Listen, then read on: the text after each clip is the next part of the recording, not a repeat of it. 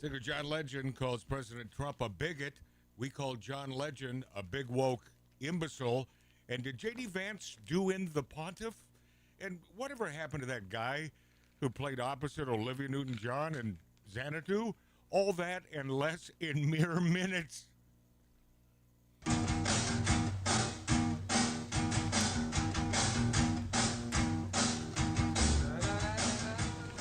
Well, hello.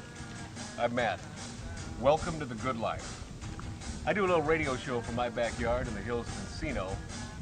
I'm a lucky guy. In fact, I'd say luckier than most. I have lots of friends that I like to call stars. Hey, in fact, there's one now. You probably know Ryan Stiles, Drew Carey Show. Whose line is it anyway? Black Hawk Down? I wasn't in Black Hawk Down, Matt. That wasn't me, okay? What are you doing here? The gate was actually open. I thought I'd take a little jacuzzi-roo. I got company coming over, okay? People that matter, okay? Get up, go. Bubbles feel so good, Look, Ryan. Matt, you know what? You gotta stop doing this, okay? I can't be coming home with the wife and kids and you're in my tub, okay? Just get out. I'm not wearing nothing.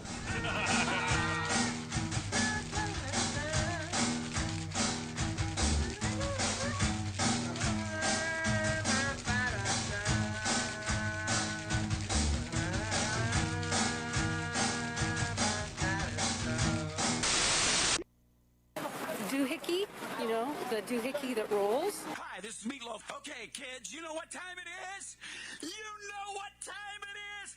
It's Outlaw Radio time! The most imitated radio station in the nation.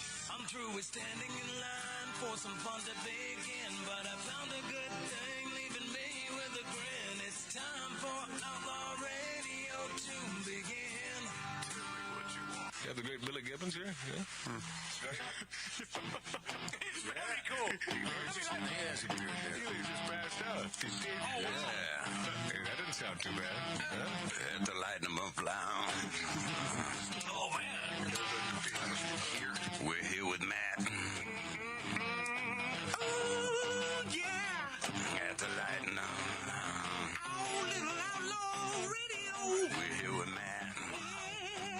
And he's not fat. We got all these guys and girls in the house. Let me tell you, that's where it's at.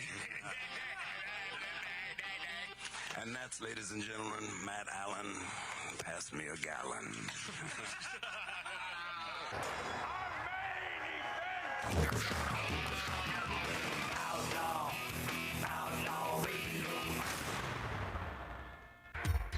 Hiya. Welcome, my friends and friendlies. Welcome to Magic Matt's Outlaw Radio on YouTube, on Rumble, on X, and the finest radio stations in the country. Smoking, drinking, interrupting, all of this frivolity from an 1876 Virginia City, Nevada-style bar. Lefty judge threatened to close court. This just came down minutes ago, raising bail money for defendants after feds arrested Judge Hannah Dugan. What's going on there in Wisconsin? You've got some of the finest, nicest people, and then you got these nutty-ass judges for allegedly helping illegal migrants avoid ICE. Allegedly? Yeah, it's pretty much a fait accompli. Lefty Wisconsin jurist threatening to hold, not to hold court. Yeah, okay. All right. We'll see how this plays out, and I have some stuff to play for you regarding this in just a few minutes. The View... Oh, boy. Still on? Oh, it just blows my mind. Well, it's like a bad penny. Yeah, the View hosts, the little piglets, the audience erupt in laughter after SNL star Bowen Yang calls J.D. Vance a Pope killer. And the audience goes crazy after that. A despicable group of swine they are, aren't they? Not just the View host, but the damn audience. Just simply a idiot sticks deluxe. Longtime SNL star Bowen Yang. Well, he's like the only Asian guy on that show, right, Mark? You know SNL. He's gay. Yeah, okay. Well, thank you for pointing out that he's gay. I don't. So why does that matter? Well, I don't know if it's pertinent to the story. He's the only Asian gay. So he's the only Asian gay. Yeah. So he's sort of covered all the bases. He's the token. Yeah. Oh, hell yeah. Yeah. So Bowen Yang received applause and laughter from The View co-hosts and the show's audience after he called Vice President J.D. Vance a Pope killer. Isn't that nice? Pope's final words we will reveal on this show.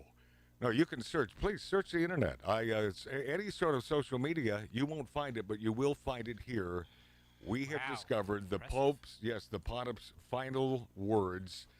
And former spousal equivalent, our good buddy Robert Hayes, Captain Stryker, rocker Cherie Curry goes full MAGA.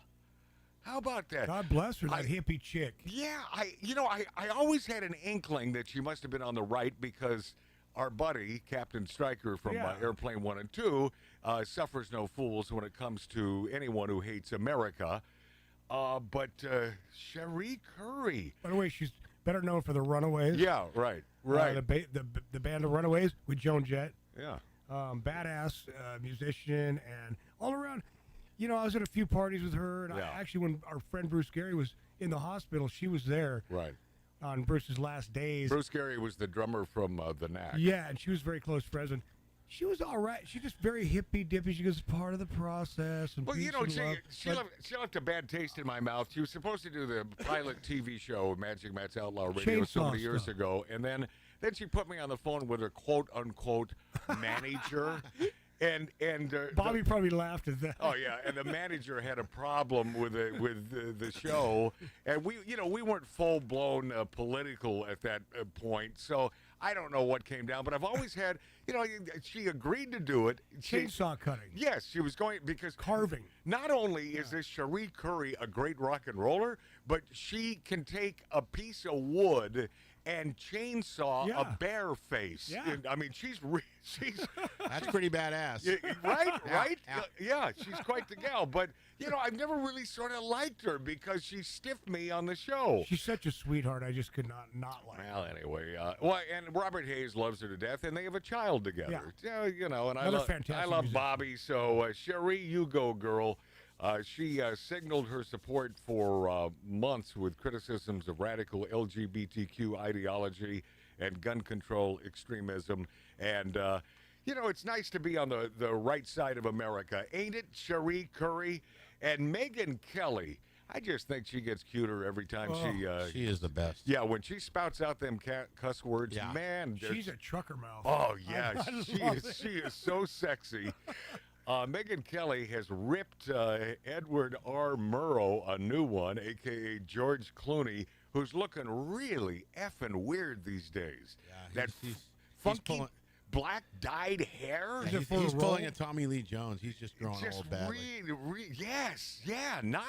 Not gracefully. Yeah, but Tommy Lee always had pop marks and stuff. Yeah, but it's just really bad. Yeah, it's weird, but they're saying it's because, he wants to look like Edward R. Murrow because I guess the movie stuff is dried up. He's going to the stage on Broadway. There ain't a lot of money in that. That's a passion project. Not compared to what Clooney's used to making. Yeah, but he's got a bank account, so it don't matter. Well, yeah, and also is tequila his or those Nespressos? I don't know. He's got a piece of the action in damn near every product. Yeah. So Megyn Kelly has hit back at George Cluster F. Clooney, attacking her journalism creds, not fooling anyone. Megyn Kelly went after George for attacking her journalism credentials and saying he might be more of a journalist than her. George Clooney is also striking back at Donald Trump after the president called the Tomorrowland star a fake actor. I love this. We don't deserve Trump. We just don't. God, he knows how to get inside the heads of these idiot sticks. Yeah. And weird crap that I wake up wondering. And I threw this on my Facebook page, so if you've already seen this, please find a better radio show on YouTube or Rumble or X. Oh, you can't? Well, then stick with us, my friends. Magic Matt's Outlaw Radio, that's how you'll find us. Or we've kept the URL, kamalato.us. That'll bring you right to our YouTube, Magic Matt's Outlaw Radio. I swear, and obviously, I was watching some Xanadu clips from the night before. Hold on, let me stop you. Yeah. I'm sitting outside like I like to do. There's a little patio area out there. Mm-hmm. And I hear from inside the studio, Xanadu, and all I pictured was you frolicking around dancing yeah. in the studio to Xanadu. Yeah. Olivia Newton-John. Well, if I danced, yes, but I'm not much of a pot of a rayer. I have done a kickball change, but that's about it. And I'm like, why Kickball is he listening change, to this? maybe. But here's my question: why did casting choose a guy who was the spitting image of Andy Gibb? Because as I'm watching these clips, I'm thinking, well, this is Andy Gibb playing opposite Olivia Newton-John in Xanadu. Right. And the movie, panned by critics because the movie sort of sucked. But what saved it was the soundtrack by the Absolutely. genius Jeff Lynne. And there are so many great songs on that soundtrack. And then the dude that played opposite Olivia in Xanadu, I guess he was in what was The that? Warriors. And was that a good movie? It was Yeah. well. I mean, it was a cult movie, but it was Yeah. great. It was? Yeah. Gang. A lot of people came from that movie. Yeah, I never saw that damn thing. Like the first gang movie. So obviously he did a good job in that, and that's why they cast him for this. Although his acting ability was panned like a son of a bitch in Xanadu, just thrown under the bus. Warriors come out and play, yay!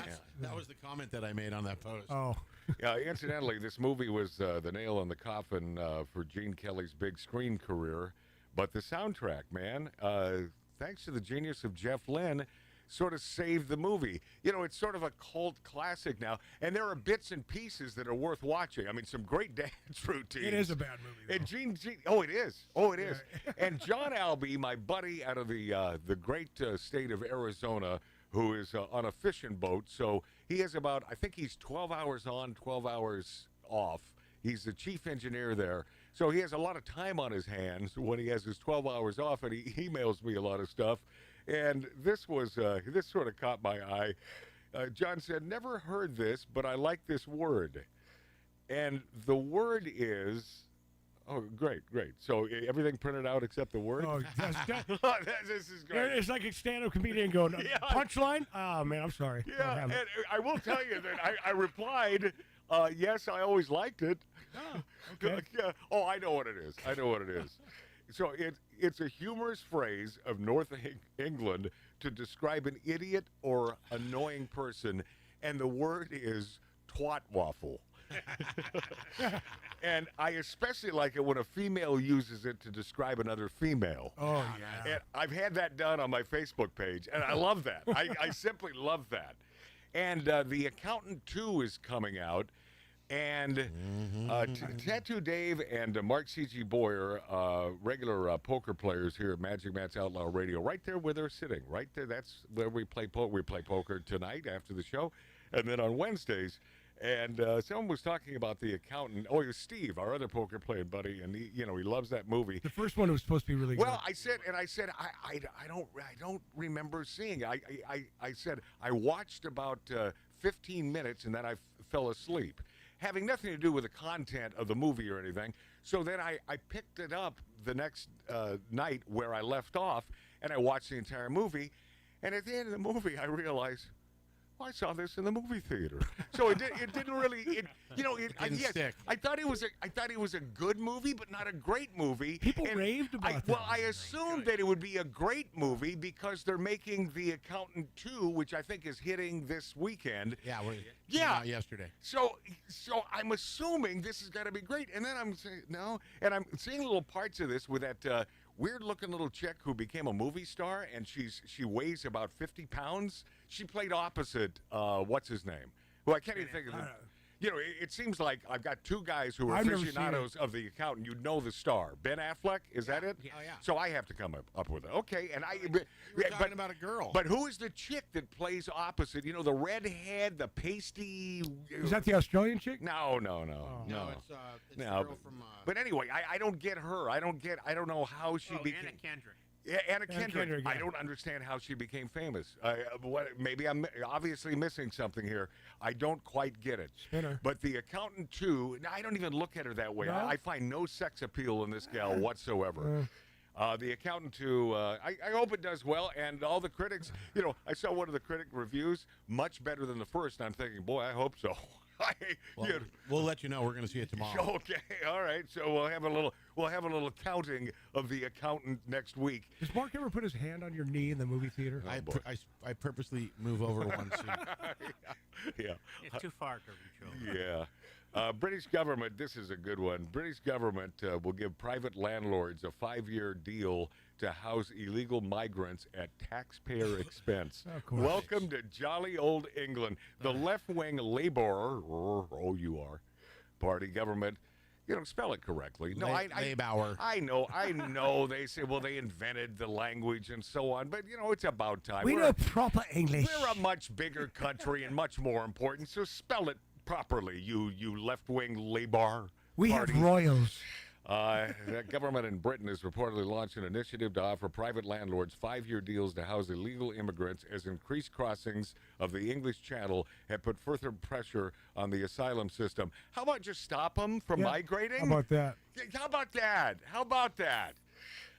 And Harry Potter, speaking of jolly old England, Harry Potter star calls J.K. Rowling a bigot over trans views after UK Supreme Court ruling, which isn't it fun? They finally did the right thing there in the UK. Harry Potter star Sean Biggerstaff. Now, which one is he? I don't know. I think he was a secondary. I wasn't a Potterhead. Yeah, well, I was never a Potterhead, but I took my just daughter. made that up. Took my daughter to 2 of them. Oh, Matt, you know who that was? That was the blonde kid. Yeah, it was the second fiddle to the lead. I think so, yeah. Sean Biggerstaff, which, by the way, if you're going to be a porn star, ain't that the name? Great name. Oh, my God. Great name. Yeah. Sean Biggerstaff. I mean, I'm not making this No, up. that's a great That's really his name. Sean Biggerstaff called J.K. Rowling a bigot over her views on transgenderism following the UK Supreme Court ruling stating that terms like woman and sex refer to biological sex, not gender identity. Well, yeah, that's it's a little thing we like to call 2 words, common sense. Just simply. And hey, a-hole, that's your boss that paid you all this freaking, that got you your gig, bro. Yeah, well, I guess in Sean Biggerstaff's opinion, J.K. Rowling can't help him anymore. So I guess he's going to have to go back to porn. Yeah. I mean, with a name like that, it's got to be good, don't you think? Yeah. Sean Schmucker Biggerstaff. And why do we say on this program that Rainn Wilson is a pussy? I'll get into this. Rainn Wilson, remember that freaky-looking dude from The Office? You know that guy? Tall, lanky? Oh, yeah. Yeah, always causing trouble and just freaky. A good actor in that role, but I don't think it's truly that far off from who he truly is. And P.S., with a name like Rainn Wilson, he should be a porn star, don't you think? Yep. Yeah, no. We're casting a new porn movie. You know his parents were hippies. It's Rainn Wilson, a.k.a. Dwight Schrute from The Office, had MSNBC's Stefani Rule on his podcast as a guest. Oh, God, everybody's got a damn podcast. As a guest. Now, listen to this clip, and when we will tell you, well, you'll understand why we'll be calling Rainn Wilson a pussy. Listen. I did say clip. I did, listen to this clip, and I don't have the controls here. 40% of Americans don't trust mainstream media. Why is that? How did we get here? In a lot of ways, I'm as lefty as they come, but when I see this kind of insight and passion being directed at the current administration and the lack of this kind of insight and passion being directed at the previous administration, where, again, I'm not talking about you, I'm talking about left-leaning news media organizations were kind of like, la, la, la, la, la, everything's fine. Look, the economy's great, la, la, la, immigration's not that much of a problem. And really being Cleopatra, queen of denial. Thank you. Boom. Oh, yeah, I know. Yeah, were you thinking the same thing? Yeah. Boy, that really, Rainn? That's your poll? That's your funny guy poll? To the demons who are enjoying Magic Matt's Outlaw Radio, to the demons class, can anyone tell me why Rainn Wilson is a pussy? Anyone? You want to try it? Tattoo Dave? Yeah, I'm going to let that one go. Okay, Mark. Just the attempt at that joke makes me All right. Mark C.G. Boyer. I don't know. The correct answer is Rainn's words, again, I'm not talking about you. I'm talking about left-leaning news media organizations. Is there a more left-leaning news media organization than MSNBC? Not really. Rainn was on the right track with his words. All of a sudden, it's like, we're buying it. Okay, good. Nice to hear that. But then he turned HUD-a-roo when it came to calling out Stephanie Rule for her part in all of this. And it's MSNBC. Not talking about you. What a kiss-ass little puss mungo. And Kennedy Center cancels Pride Month events, angering LGBTQIAAP2S cultists. Oh, sounds like a strong password. Organizing, that would be, that. I should make that my password. Yeah. And I would add 69 to it at the end.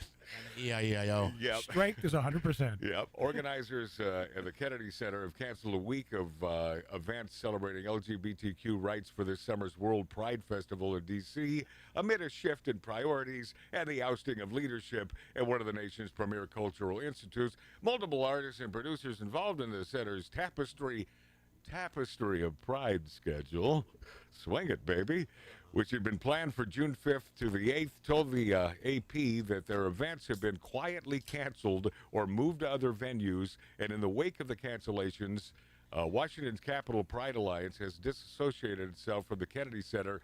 We are a resilient community, and we have found other avenues to celebrate, said June Crenshaw, Deputy Director of the Alliance. Give it up for yourself. Yes. Yeah. We are finding another path to the celebration, but the fact that we have to maneuver in this way is disappointing. The Kennedy Center's website still lists Tapestry of Pride on its website with a general description and a link to the World Pride site. There are no other details. I just wonder if, I don't know, this is the wrong choice of words, but I just wonder if Trump shouldn't just throw him a bone on occasion. You know, it's like, okay, do your damn pride thing. I don't know. I got a real problem with it because pride in what? What have we talked about on this show? Pride in your sexual, your sexual manifestations. You know, I'm a heterosexual male. I'm not prideful for it. I just happen to be. And if you're a homosexual, I don't understand the pride part. I don't get it. I don't either.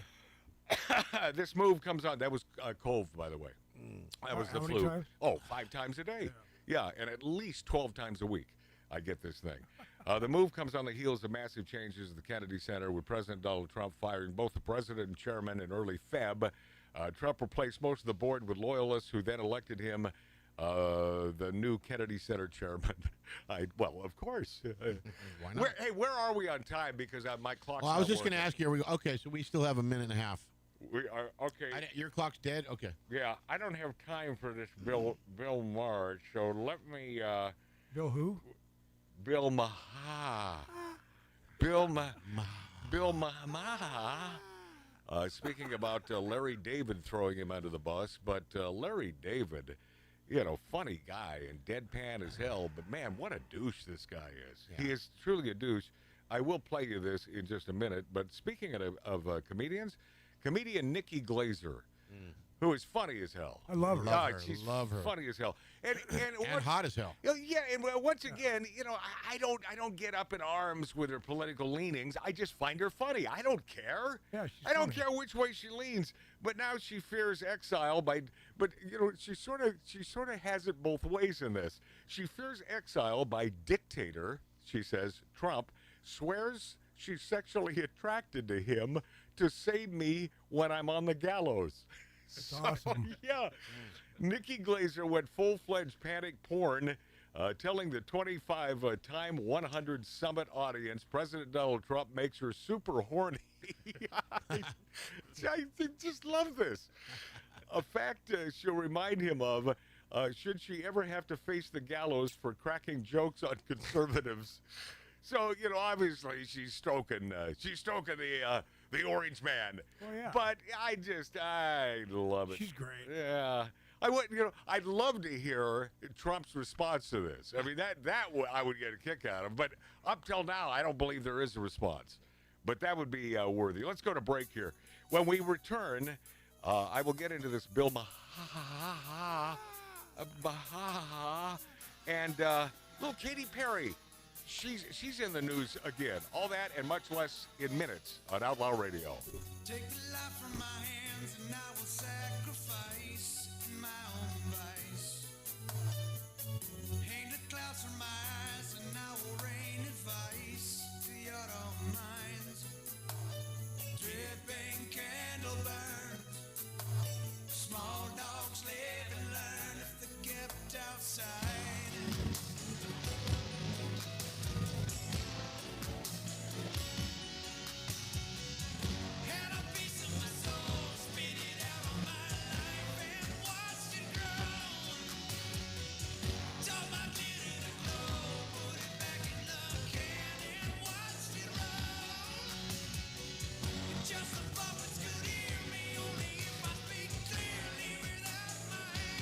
Hello there, this is Steve Picaro. You're listening to Magic Matt on Sirius XM 70s on 7.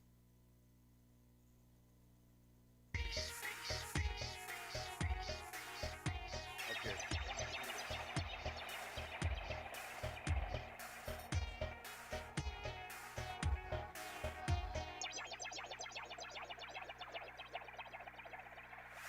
All right. Apparently, we're back. I was unaware of this. Magic Match Outlaw Radio on the finest radio stations in the U.S. of A. and a little bit of Canada. And, of course, YouTube and Rumble and X, Magic Match Outlaw Radio. That's how you punch it in. Bill Maher, speaking to Pierce Morgan, is standing his ground over meeting with President Trump after recent Nazi comparison in a so-called satirical essay by Larry David titled "My Dinner with Hitler." Let's hear this. Larry David, because you're friends, aren't you? Were you friends? Are you friends? Of course. Yeah, I mean, this pause, wasn't, pause. What, my favorite. What happened there with a high voice? Billy, yeah, I want to be a dentist. Yeah, I want to be a woman. I'd prefer to be a female. The hell is he doing there? Here, start over. This is Pierce Morgan talking to Bill Maher. Go. Moment of our friendship, but, Let's start look, over. I thought it Please. would, but it didn't. All right, here we go. All right. Larry David, because you're friends, aren't you? Were you friends? Are you friends? Of course. I mean, this wasn't, my favorite moment of our friendship, but, look, I don't want to get in too much into that, but I think the minute you play the Hitler card, That's what I think. you've lost the argument. Yes. And also, I must say, come on, man. Hitler, Nazis, nobody has been harder about and more prescient, I must say, about Donald Trump than me. I don't need to be lectured on who Donald Trump is. Just the fact that I met him in person didn't change that. That's a good point, and I the think. fact that I reported honestly is not a sin either. But to use the Hitler thing, first of all, I just think it's kind of insulting to 6 million dead Jews, who, Bet your ass. that should kind of be in its own place in history. And, I know people can say, well, we're just comparing it in this way. Well, it's an argument you kind of lost just to start it. It's just, look, maybe it's not completely logically fair, but Hitler has really kind of got to stay in his own place. He is the goat of evil. That's true. Pause. Yeah, Bill Maher went on to discuss one of the many things that is wrong with today's Democrat Party. Here we go. Bill Maher. One of the problems with the far left is that their ideas of purity are so unrealistic, if nothing else, in a country where, Trump did win 2 elections. Yeah. I mean, you just can't write off. I know I saw it after the election. There was a lot of people who, some I know and some are friends, but their whole attitude was, we're a bad country. That's what it is. We have nothing to be sorry about with the way we ran our election, or it's just we thought the country was full of good people, and they're actually full of really shitty, horrible people. Deplorables, that whole thing, calling them and thinking of them as deplorable. And I just don't think of him, of a Trump voter, as necessarily deplorable. He could be. Not necessarily. Absolutely. And so could someone who voted for Kamala Harris be deplorable in their own way. Now, it's also not equivalent. I make no fuzz on it all the time. I'm very clear about it. I think the right is more dangerous. I think what's going on in this country is a shit show. I mean, shout out to my writers, because we have been as hard on Trump as we ever have. The stuff we do, I mean, if you think I'm the guy to avoid because I'm not going to be hard on Trump now, you're missing actually still, excuse my immodesty, the sharpest, hardest, funniest taking down of MAGA Nation and the right. And, the thing is, I'll also do it on the left but they're not in power now. So they're not getting as much from me, as they shouldn't. I want to be a dentist, and he shouldn't. All right, Billy. Bill Maher. Astronaut Katy Perry has been mocked for a space-themed tour. Every video I'm seeing from this tour is so cringe. She's being mocked not by the folks who aren't her fans, but her diehard fans are mocking her. This could have been this may not Bad end. move. Yeah, it may not end well for old Katie. I kissed a girl and I liked it. Yeah, her publicist made a bad move. Oh right man! Well, it probably wasn't her publicist's idea. She wants to go up in space. You know why? Because she wants to be a dentist. So her recently launched space-themed Lifetimes tour. Every single video I'm seeing from this Katy Perry tour is literally so cringe, one social media user declared. The 40-year-old teenage dream singer kicked off her cringe Lifetime tour a couple days ago in Mexico City, where she was seen performing with backup dancers dressed, get ready, rockets, in NASA uniforms. And this is like a Monty Python parody, isn't it? Well, I want to be a woman. Yes. I thought she was going From now on, I want you all to call me Loretta. And at one point was attached to a rig to make it appear as though she were flying around the arena. Well, see, that's what I thought she'd be delivered in a She's rocket doing ship. a little David Copperfield here.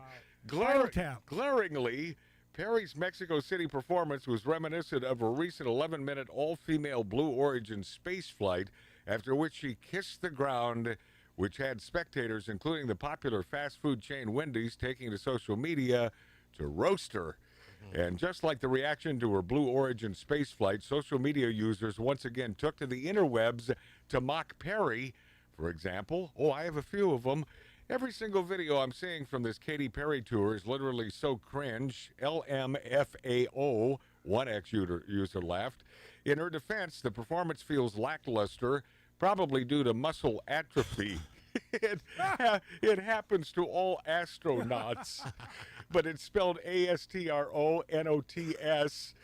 Another joke, sharing a video clip of Perry's performance, adding she was in almost space for close to 3 minutes, but with proper rest and exercise, she'll be just fine.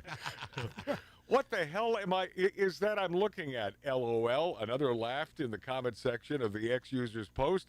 Maybe she should have spent less time in space and more time rehearsing. LMAAEIEIO. People actually pay to see this garbage? Another ex-user commented. I don't know a single person who would pay to go to a Katy Perry concert, and I hope I never do. Another one declared. Someone stick this white woman in a Vegas residency so I don't have this nonsense on my feed, another demanded.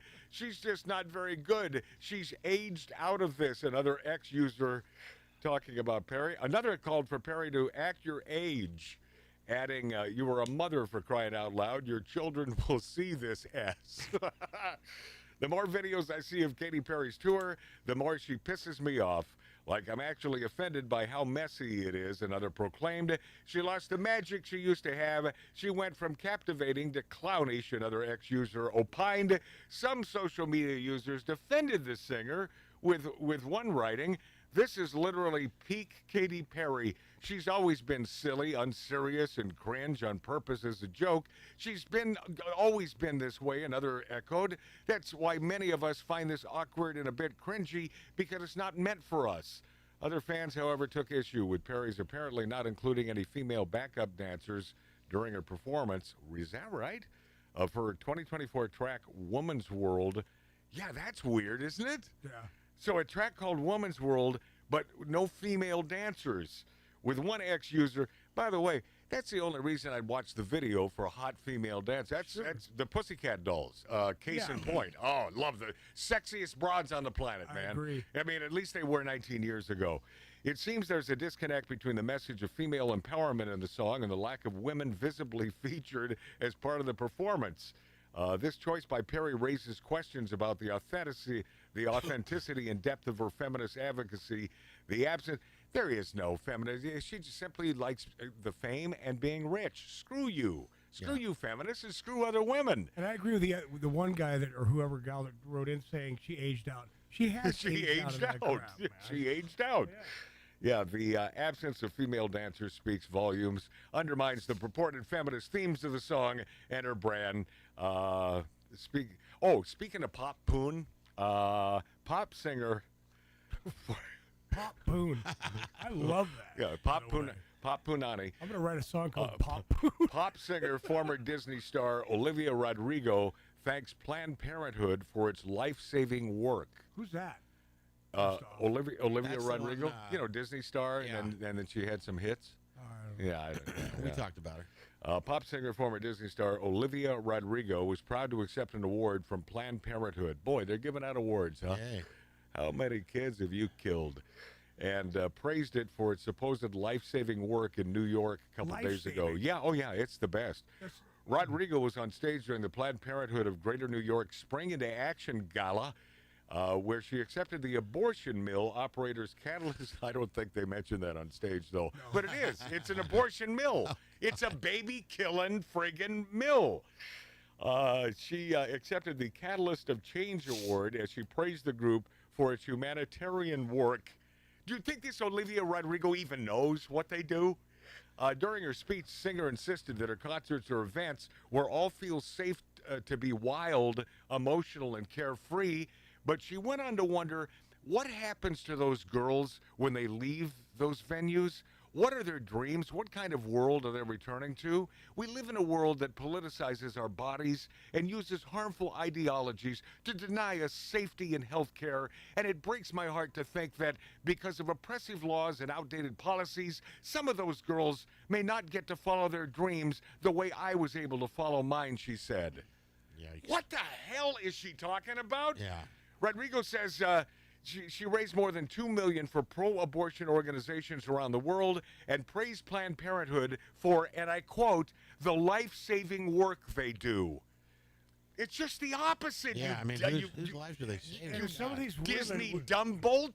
If some of these girls and women would keep their legs closed, they wouldn't have to. It's a privilege to be here tonight to support an organization that, despite countless obstacles, continues to show up with compassion, hope, and dignity for women. This is Olivia.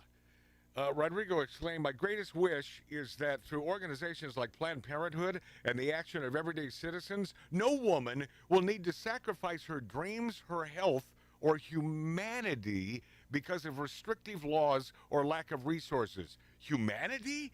We're talking about humanity here? The killing of a baby in a womb? That's human? That's humanity? The Get Him Back singer. All right, see, there's a hit. Okay. Get him back. Anybody know that song? No. I don't even know who this is. I don't think we're supposed to, though. I mean, we're white guys of a certain age. If we do know it, then we'll be swinging it and dancing with our hands above our heads. If it's AC/DC, I'll know it. We are clearly the wrong demographic. The Get 'Em Back singer caused controversy last year when she began offering the morning after abortion pills to the teens who attended her concerts. But she's been pushing the abortion issue for years. Even 3 years ago, her Sour concert tour, she told fans that they need to protect our right to have a safe abortion. Back to my brother's statement, keep the old legs firmly planted against each other. You won't have a problem. And she was incensed over the U.S. Supreme Court's decision to overturn Roe v. Wade. During a concert, she dedicated Lily Allen's song, F You, to the court's by the way, that's a great song. If you've never heard that song, it is a great song. Yeah. And I love that Lily Allen. I haven't heard much from her, but 10 years ago, I was a huge fan of this gal.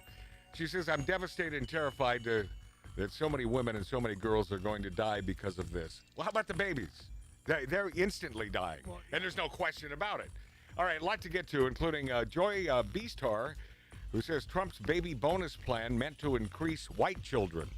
All right. Where are all the white women at? Anyone? I don't know. We'll be this after back on Magic Matt's Outlaw Radio.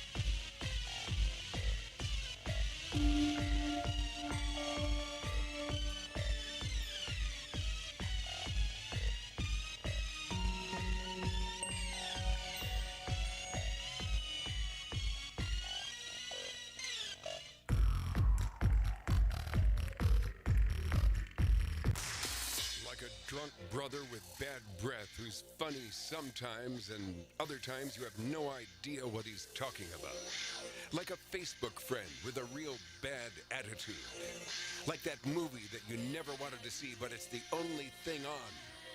This is Outlaw Radio with Magic Matt Allen.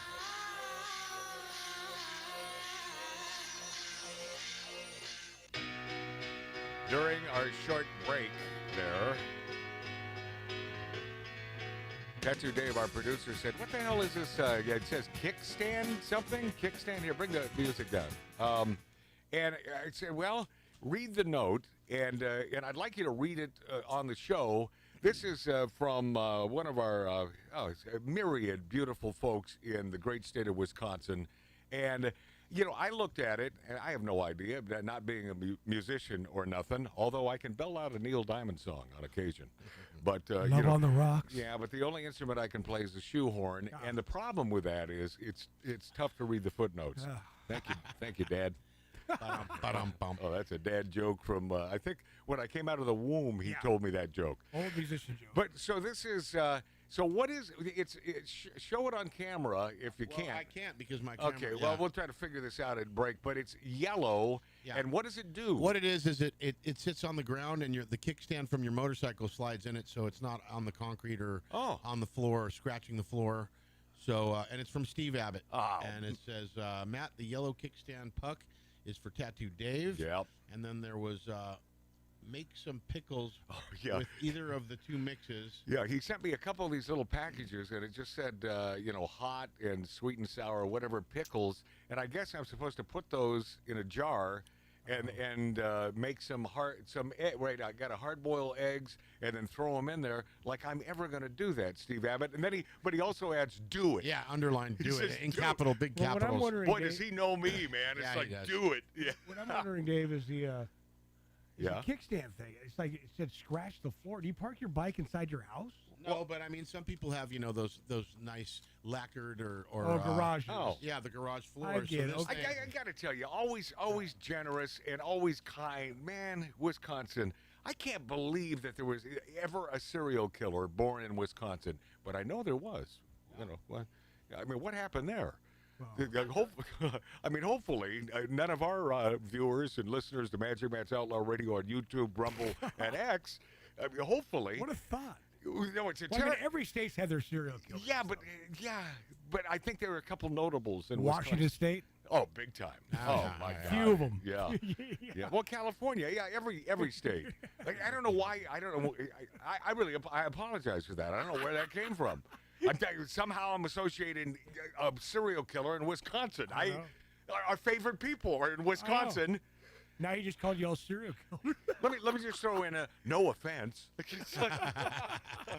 Well, no offense taken, magic a-hole. If I do say so myself. Yeah, if I do say so myself, no offense.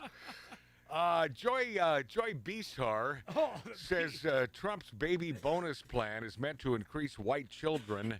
She told her co-host a couple days ago on that beautiful show hosted by a bunch of pigs called The View that President Donald Trump's plan to offer financial assistance to new mothers is to increase the number of white children. So that's it. So you got to be white in order to.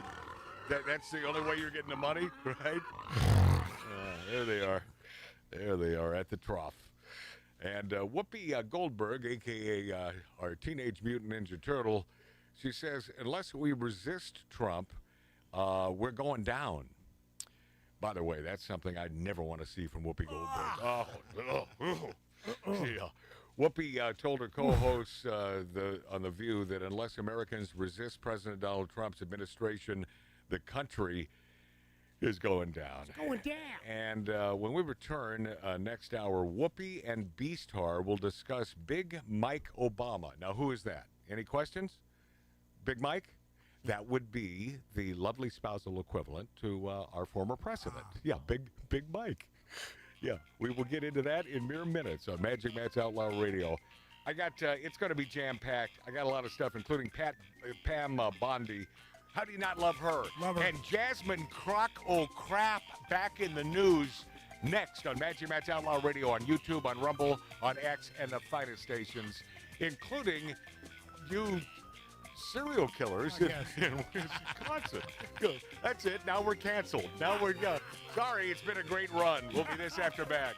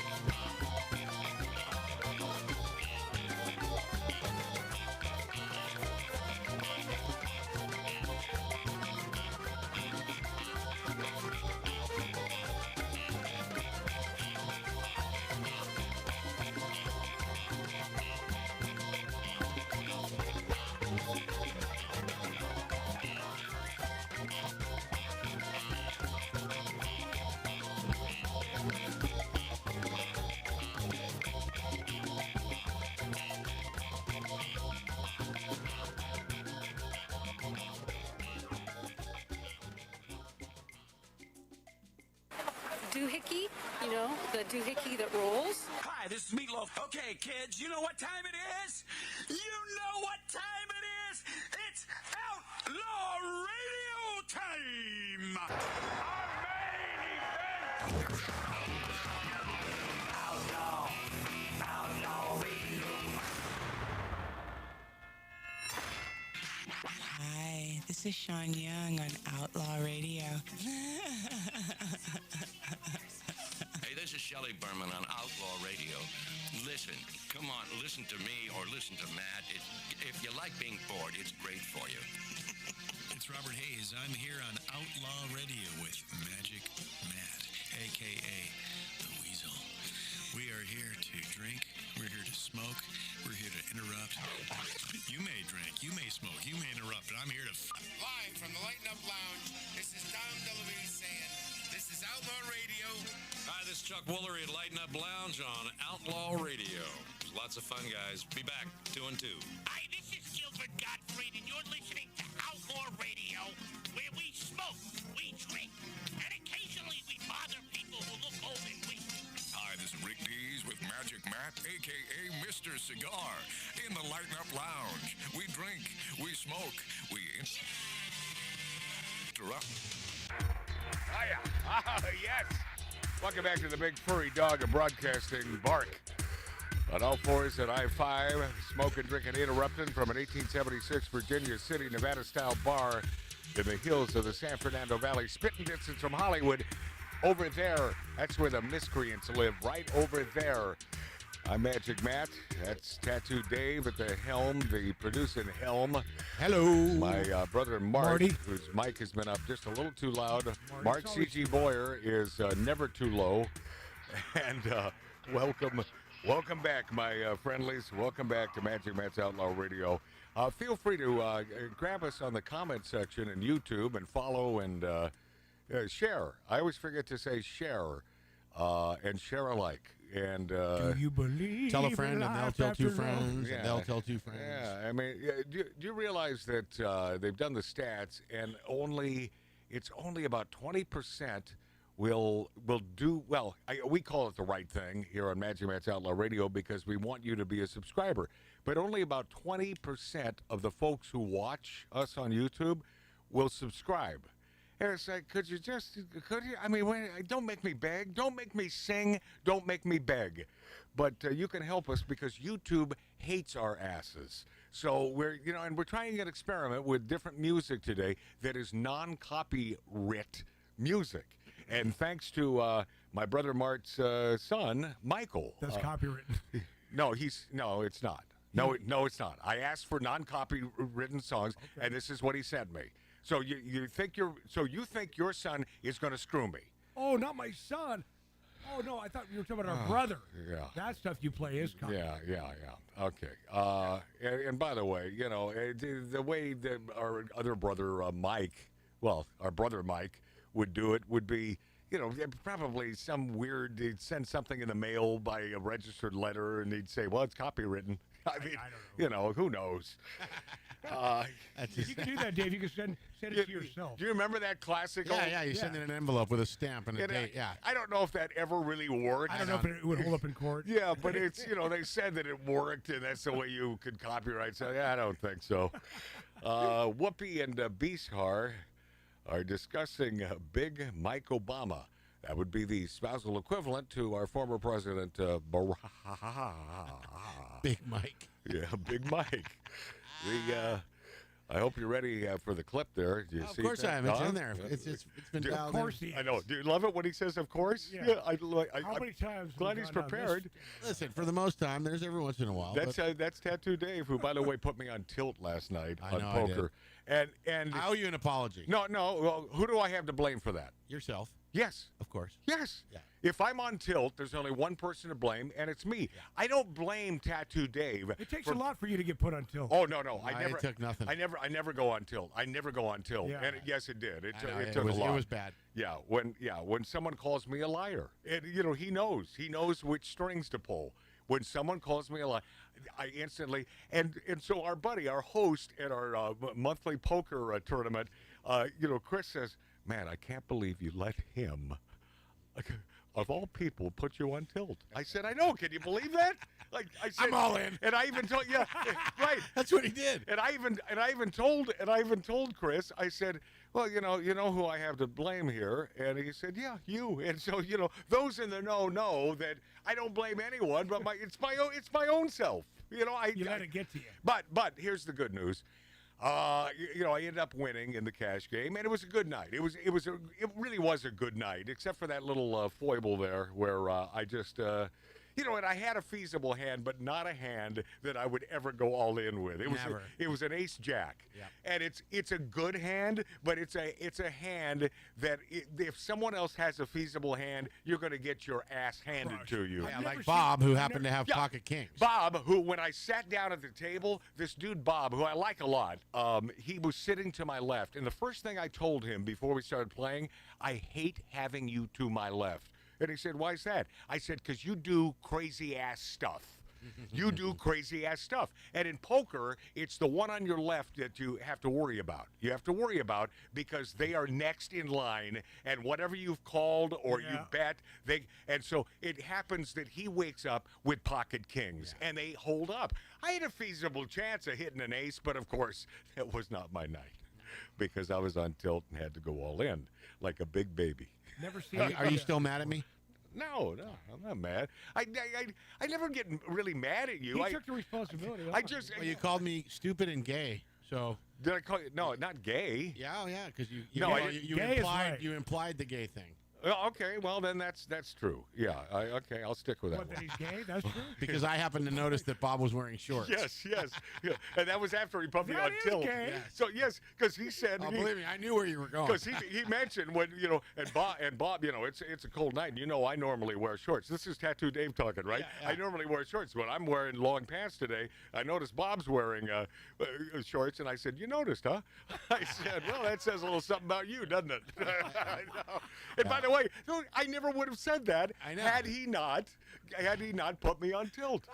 I think Bob came in second. What? Cool. Oh, Bob came in second? Yeah. Well, Bob up and what? Yeah, he should consider bobbing up and biting me. You know what? I realized in aftersight that I am happy that Kenny won and Bob's coming and because I want those people. At the final table. No, of course, because those are folks who haven't accumulated points really, but little Kenny, who by the way. How many times has he been killed? Yeah, a lot. They kill Kenny constantly, but yet he comes back. He's this Asian dude, real mild-mannered sweetheart of a guy. Yeah. So I'm glad when he wins because I think it means more to him than it does for me. Yeah. And so I'm real happy when although Bob can bite my ass with his, kings, I call. Yeah. And he has to call. He's got pocket kings, for God's sakes. I mean, that's the hand. Kenny shoved all in on me. I had 10 jack suited, and the flop came jack, crap. Yeah. And then I said, I'm all in, and he called, and he runner to straight with a 3. Oh, it's a brutal game. See, Texas Hold'em, P.S., and thank you for not asking me, but not my favorite game. Although, I'm doing a little more studying and sort of getting the knack of it. And I was playing really well last night until I pushed all in just for no apparent reason. I'm all in. It was just out of nowhere. It's like, screw this. I'll tell you what probably didn't help as well is copious amounts of tequila. Sure. Yeah. I was feeling no pain. And so even after I did it, I wasn't really pissed. I wasn't really too pissed about it. I sat there and watched the game. I was, having a little stogie, had a couple pieces of pizza. All right, it was good.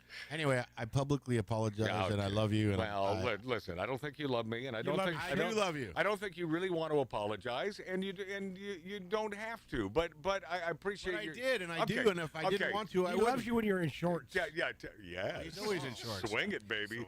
Well, anyway, Tattoo Dave, thank you for the sentiments. The wildebeest on The View came to the defense of Michelle Obama, a.k.a. Big Mike, for not attending important events with her husband, like Jimmy Carter's funeral and, let's see, President Trump's inauguration. First, let's listen to what Big Mike Obama said on her podcast. We listen to her podcast so that no one else has to. My friends, you're welcome. Here we go. I'm here really trying to own my life and intentionally practice making the choice that was right for me. And it took everything in my power to not do the thing that was right or that was perceived as right, but do the thing that was right for me. That was a hard thing for me to do. I had to basically trick myself out of it, and it started with not having anything to wear. If I'm not going to do this thing, I gotta tell my team, I don't even want to have a dress ready. Pause this. Isn't that sort of a word salad? Right? Isn't that like, sort of Kamala-like? It's also rather trivial. It's you think a little trivial? Yeah. Well, she doesn't have a dress ready. I don't have a thing to wear. Can you imagine what that closet must be filled with? My God, shoes of every type, Jonah David pumps that I think we'd all die for here on this show. She's got things that tuck it in. Oh, I bet you it's nothing like Melania's closet. I wouldn't have a dress either. I wouldn't have one ready if I was tucking. So ready. see, Did you now, say? Never mind. I said tucking. Now let's listen to Whoopi Goldberg, a.k.a. Karen Johnson, and Joy Beastar's response to that clip that you just heard. Here we go. My question about all of this is, why does she owe anybody an explanation? I don't understand why. Well, there were rumors that she was having trouble in her marriage. She's clearing it up. But again, this is the 4th time she's had to do this, and I don't understand why. If she says I didn't go, why do I have to know? Why do I have to ask you? Oh, what did you get your friend this month? Or Pause. By the way, your friend this month. That's female talk for your friend. Oh. And I feel for you, ladies. I know why you hate us so much. I mean, you have to do that once a month up to a certain age, and that's even though it's status quo, and do you ever get used to it? I don't know. I mean, and I mean this from my heart. That's got to suck. My ex never got used to it, man. She hated it. Oh, and boy, I'll tell you, some evil. of the Horns come out. Oh, some of these gals. Oh, do they get cranky? Oh, do they get extraordinarily cranky? Yeah. But that's when you tell them to just take the whole month off. Can you imagine though, if Melania had used these excuses? Do you think Whoopi Goldberg, the fake Jewish person, you think that she would be coming to Melania's side? Oh, I think not. But because of course it's Big Mike, big Michelle Obama, then the Teenage Mutant Ninja Turtle, a.k.a. Whoopi Goldberg, right there defending her. And by the way, Joy Beastar has a little something to do about menstrual cramps and so on. Here we go. We continue. You not go because, why is it my business? She didn't go. If I had to listen to Trump babble on for 2 hours, I'd have menstrual cramps, too. And the crowd goes wild. You know why? And the crowd goes wild. I must be a freak of nature. You're different. Because I don't understand why you would go somewhere and be uncomfortable. See, I don't want to be uncomfortable. Pause. If I know I'm because going sometimes you have to do things that are uncomfortable if it's the right thing to do. But you can tell where Whoopi comes from in her life. It's like, I ain't doing that.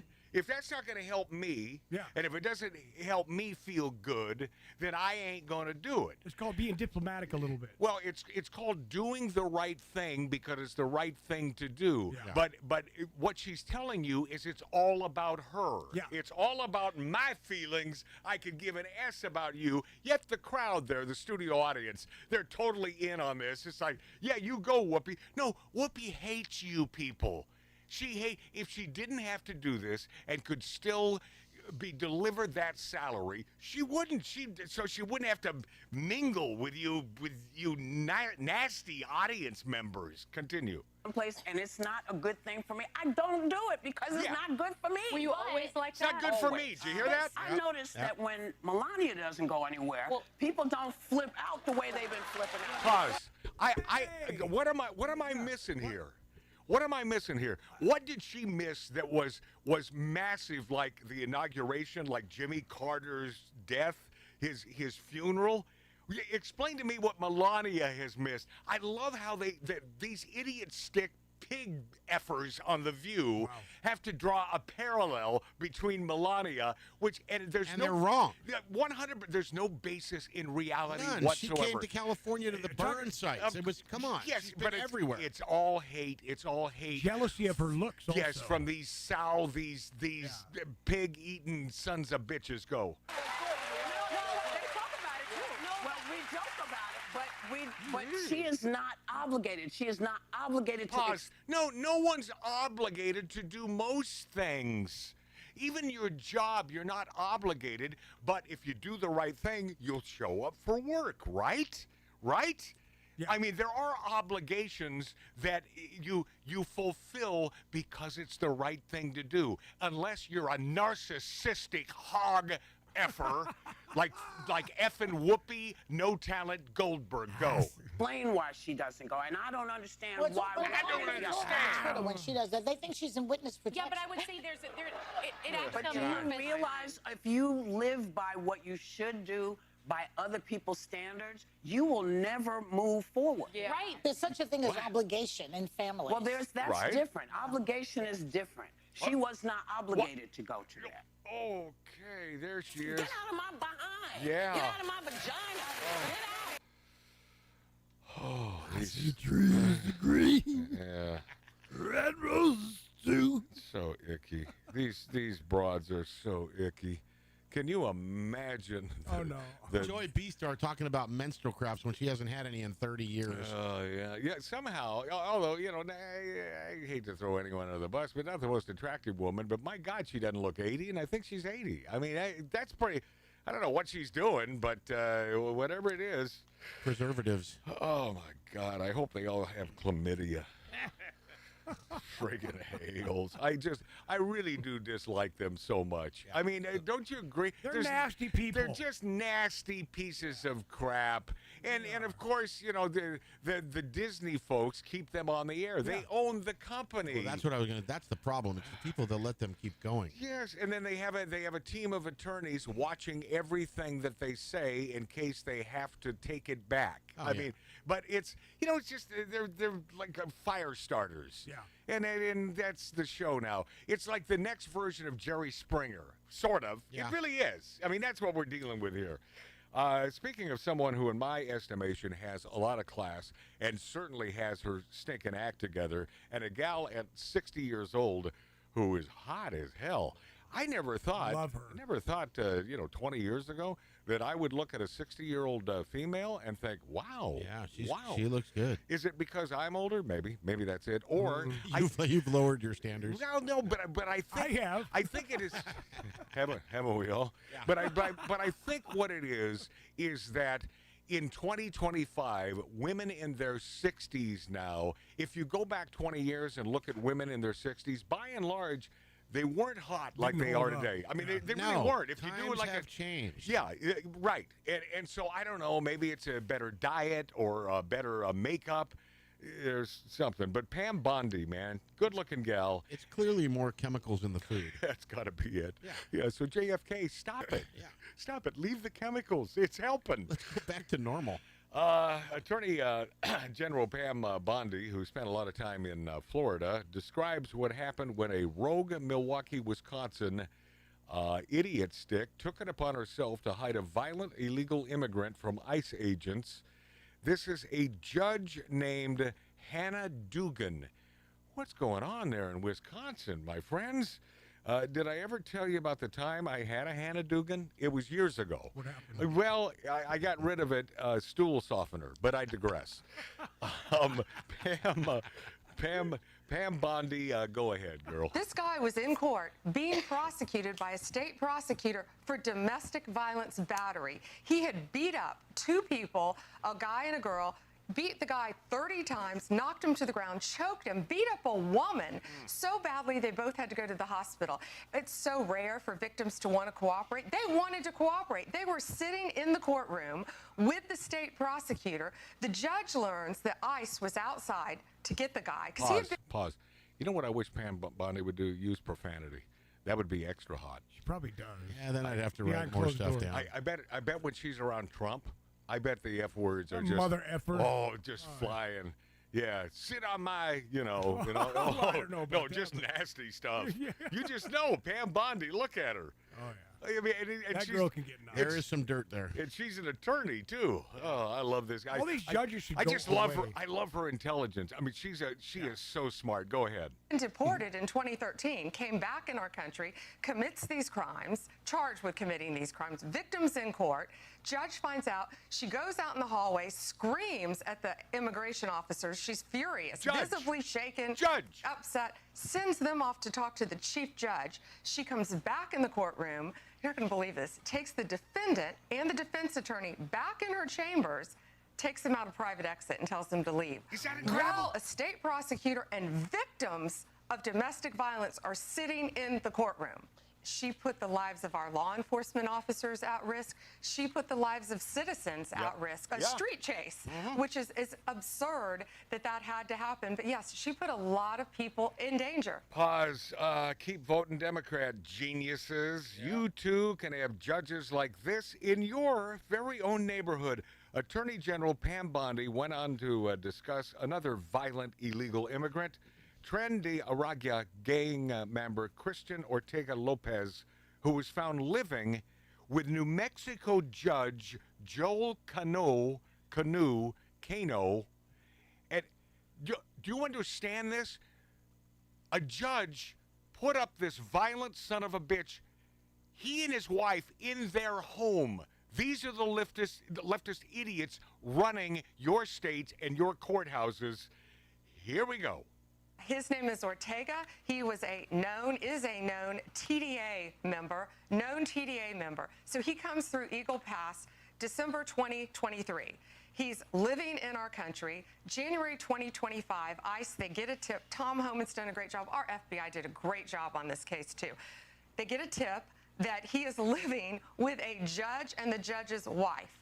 So they have him arrested first on immigration charges. A Judge Damian Martinez releases him saying that Judge Cano has a good BS meter and wouldn't let just anyone live on his property. So Judge Cano, soon to be former Judge Cano, got his charges were just unsealed. He's charged with obstruction. No. He is charged. He admitted post Miranda. Pause. What comes next here, if you haven't heard, I think should blow your mind. Go. Took one of the TDA members' cell phones himself, took it, beat it with a hammer, destroyed it, and then walked the pieces to a city dumpster to protect him. The wife also is charged with destroying evidence. Not only that, this TDA member, and he had on a necklace that said kill, something about death. He had tattoos all over him. He also had on his cell phone pictures of 2 decapitated victims, gruesome photos. How about that? Not only that, the judge and his wife gave him assault rifles that belonged to their daughter. That's what they're charged with. Assault rifles, AK-47s, AR-15s, with a suppressor, a known TDA member, letting him go to a shooting range to refine and perfect his shooting skills. Is that incredible? It's incredible, but there's an obvious reason for this, which is this guy is completely connected to the cartel, and he paid $1 million to these judges. You're saying the judge? Yeah. No, the guy. Ortega. Yeah, but he paid them massive amounts of money to let them in. What better safe haven could he have than to be at a judge's? I know, but the judge has to be in on it. Of course, that's what I'm saying. He took the money. Wow, I never even thought of that. That's the only possible explanation. That sounds right, man. Well, yeah, but there's also the explanation that is even simpler than that, and that this judge is a big lefty and his wife is a big lefty, and they feel bad for this guy because he had an atrocious life. I'm not buying that. Well, Matt, you know what I thought about these judges? All these judges doing all this BS. We need to take away so much credence that we put into these people. Go, oh, they have a gavel and they're the law. These guys are complete a-holes with what they're doing right now. They're fighting Trump on everything. Many are, and they take. You should take your gig seriously, but not when you're doing the wrong thing. Yeah. It's about the Constitution, and doing the right thing is all about the Constitution. But we're dealing with bad judges these days. You can ask Donald Trump about that. Corrupt. Yeah. Yeah. Oh, yeah. And what better place to hide in plain daylight? When we return, Jasmine Crockett, OS, she, a.k.a. Jazzy, she's back at it when we return on Magic Matt's Outlaw Radio on YouTube, on Rumble, on X, and the finest stations in America. Hey, please subscribe to us on YouTube. How hard can that be? Is it going to hurt you? If it does, let me know. We'll pay the medical. No, well, we won't. No, we won't.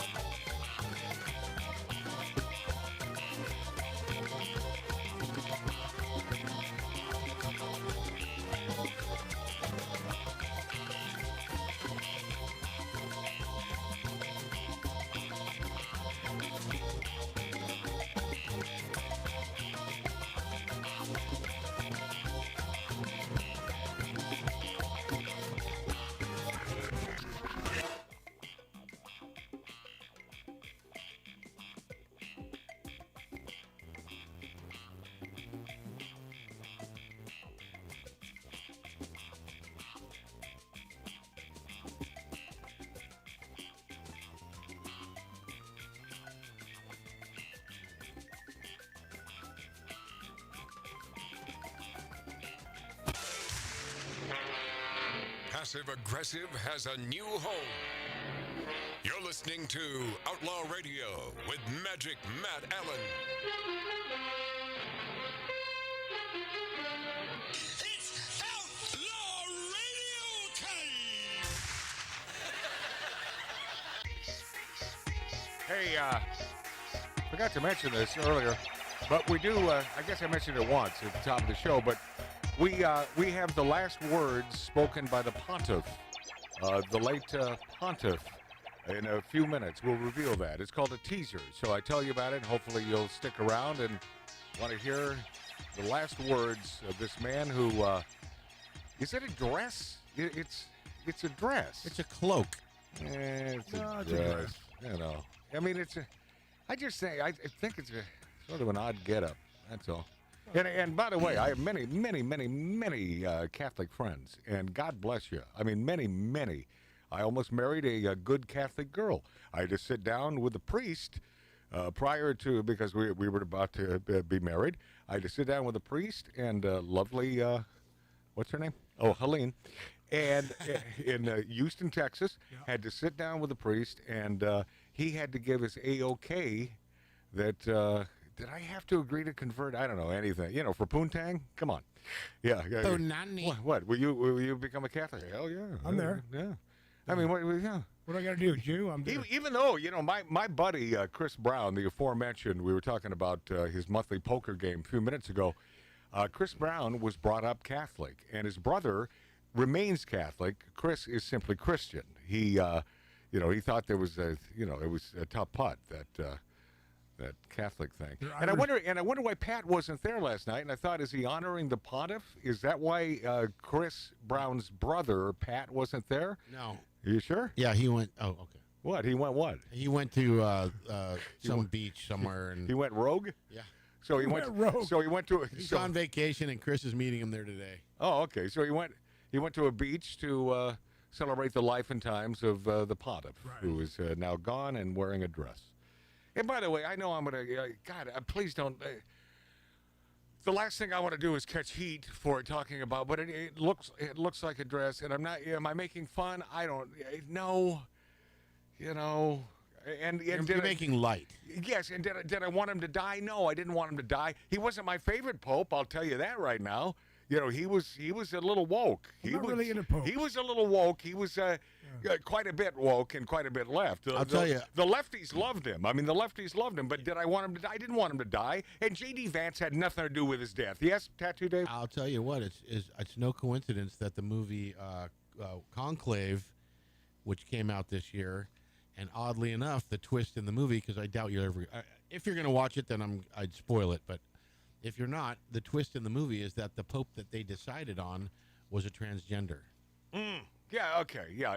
Because all the films are woke these days. Yeah. It was just the worst. I bet it didn't do well. It did well, and they won an award. They got some Oscars. Yeah, hold on. Stop with the awards. Now I said doing well at the box office and winning an Oscar, diametrically opposed concepts. Correct. Yeah. Oh man.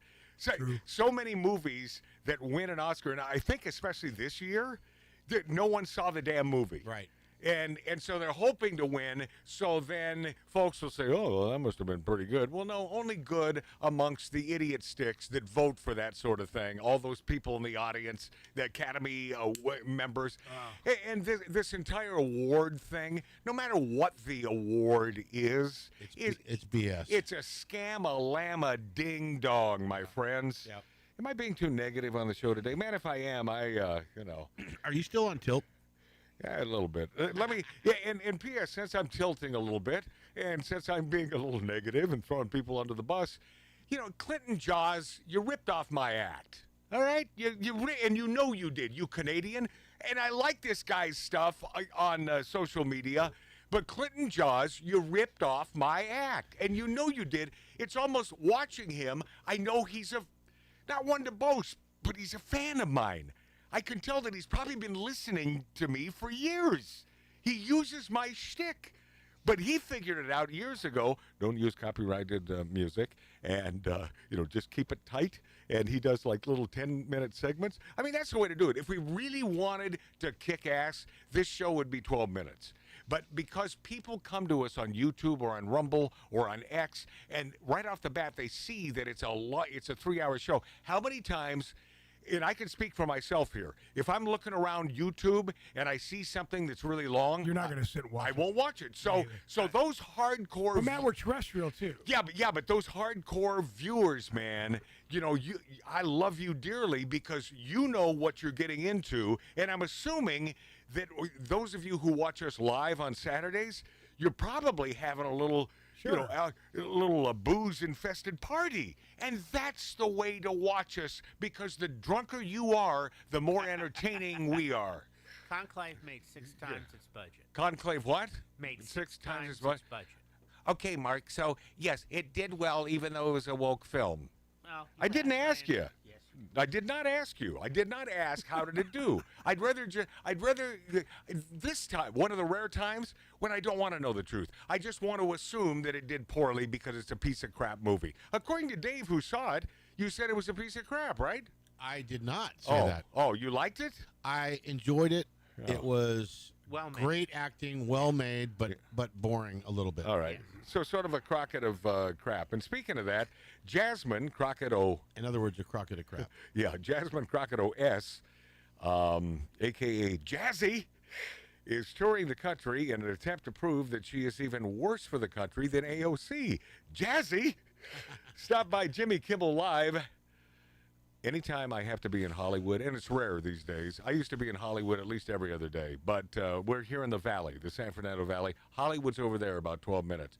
But anytime I am there, it's usually to visit Musso and Frank's, the oldest restaurant in Hollywood, because I love that old joint. I've been going there since I was a kid. We need to go. Yeah, yeah. Well, fine. I love it, and they do a great prime rib there, and they throw in a baked potato. Right? It's not on the side. They throw in the. It's a cool place. They throw in the baked potato. It's a place where all the stars from the 20s used to hang out. Oh, yeah. I mean, every major movie star when movie stars truly existed. Remember those days? Yeah. Yeah. And there's only one movie star still alive, and his name is Clint Eastwood. And I hope I didn't jinx him. Wow. I'm knocking on wood. I want, oh man, live to be 100, Clint, so I can finally meet you in person. I have an autographed 8x10 by that man over there to Magic Matt. Cheers, Clint Eastwood. How about that? Yeah. But I never met the man. But man, do I love that guy. But back when there were damn movie stars, those were the days. But right there across the street from this entertainment complex, Jimmy Kimmel Live. And I think the last time I was there with Mark C.G. Boyer, and I looked up and I said, You almost threw up. I did. I said, that just upsets my stomach to see the luckiest man, second only to Ryan Seacrest, the second luckiest guy on the planet, right up there in lights with his own theater. Oh, life ain't fair. No one said any of this was going to be fair. Nope. It's not about being fair. It's about doing the right thing. And eventually, if you're good at what you do, you'll end up in your backyard doing a friggin' radio show. Yeah. Jasmine Crockett O.S., a.k.a. Jazzy, is touring the country in an attempt to prove that she's even worse for the country than AOC. She stopped by the aforementioned Jimmy Kimmel Live, and oddly, Kimmel decided not to don blackface, as he's done several times in the past. Here's Jazzy hating on and spreading lies about Elon Musk. Don't have it. Yeah, you do. 218 Crockett, 3 cuts, and it even says pause in there. Okay. And that's why I'm talking in a high voice like Bill Maher has done here lately. Go We ahead. really don't know how much damage they're causing. When I tell you that the level of incompetence is almost like incomprehensible, it is so bad. And when you bring up the idiot known as Elon Musk, Pause. Idiot. I heard her say bring. But idiot? Well, he's an idiot. He's a rocket scientist. Yeah. He truly is a rocket scientist, but he's Right. an idiot. But he's an idiot. Yeah. So He's a very intelligent idiot. Jasmine Crockett, crap, so she's more intelligent or less of an idiot, I guess, than Elon Musk. Okay, go ahead. Yeah. Woo. Pause. Screw that Elon Musk bad. Yeah. He's bad. Well, why is he the neighbor to the? Yeah, why is he bad? I don't know. Jasmine said he was bad. He's bad. They walk lockstep, man. They're penguins. Continue. Yeah. He is not only like very sinister and has no idea what he's doing. Sinister. And people are like, oh no, he absolutely knows because he's the richest man in the world. Yes, he knows how to hire smart people, but don't conflate that and believe. Pause. Conflate? Yeah, well, yes. But here's the thing. It's not about this man hiring smart people. The fact is that he created these rocket ships, and then, as an intelligent man his own self, as I would put Donald Trump in that category, you surround yourself with the smartest people you can find. Yeah. That's the intelligent, smart thing to do, crockett of crap. That's why you're not on Donald Trump's cabinet, and that's why you hate Elon Musk. Continue. That he is the genius because he ain't. He ain't a genius. Trump is distancing himself from Elon Yeah, Musk. because as soon as people started to look at his ratings, right, like he continues to have these failing ratings. So now they're like, oh, get rid of Elon. But let me tell you, the stench ain't getting off of you, Trump, honey. Like, you are a problem. He is a problem. Pete is a problem. All of y'all a problem. All y'all a problem. Yeah. All y'all. Yeah, pause. All y'all are a problem. Here's a problem. Speaking of failing ratings, we have another clip from Jimmy Kimmel Live. Here's Jasmine Croco Crap, Jazzy, claiming that policies don't matter. Go. Here we go. I don't think that, honestly, policy is what we need to be fighting about. Because guess what? Can't nobody tell you what Donald Trump's policies were at all. Like, you ask them, like, what policies? I don't know, but he's going to bring down the cost of eggs. Oh, yeah. But last time I checked, that didn't happen, right? It'd be like, well, we're saying it's Project 2025. No, Donald said he knows nothing about that. And then what happened? All of Project 2025 started to come around. So, like, I don't even think that it's policy. I think that people are voting on vibes. Oh, pause. Boy, there's some. I think, I think people are voting on vibes. Wow. Let's be honest, Jasmine Crockett of Crap. Could have stopped it, I don't think. You know, you could have just stopped there. In fact, producer Dave, if you would, go. I don't think. Excellent. That's good enough for me, man. Jasmine Crockett of Crap.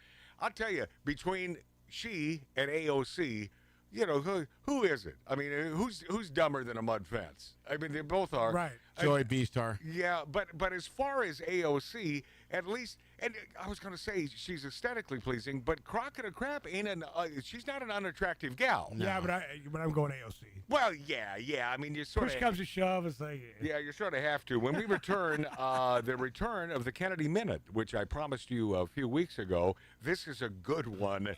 It'll be the Kennedy Minute, and this time he shares his thoughts on Democrat leaders and the call for the party to be more manly when we return in mere seconds on Magic Matt's Outlaw Radio.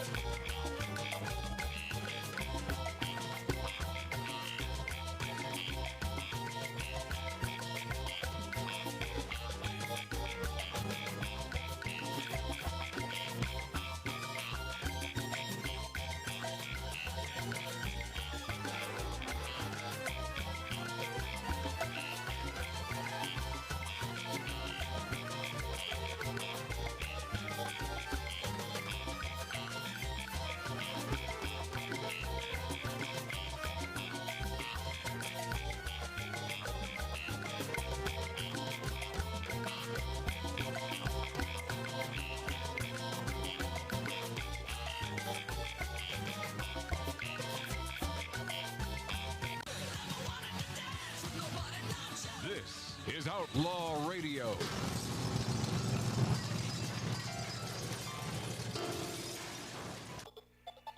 Yeah, somehow there are informers out there that think that we are the nuts, as they say in poker, and they give us dirt that no one else can obtain, like the pontiff's final words.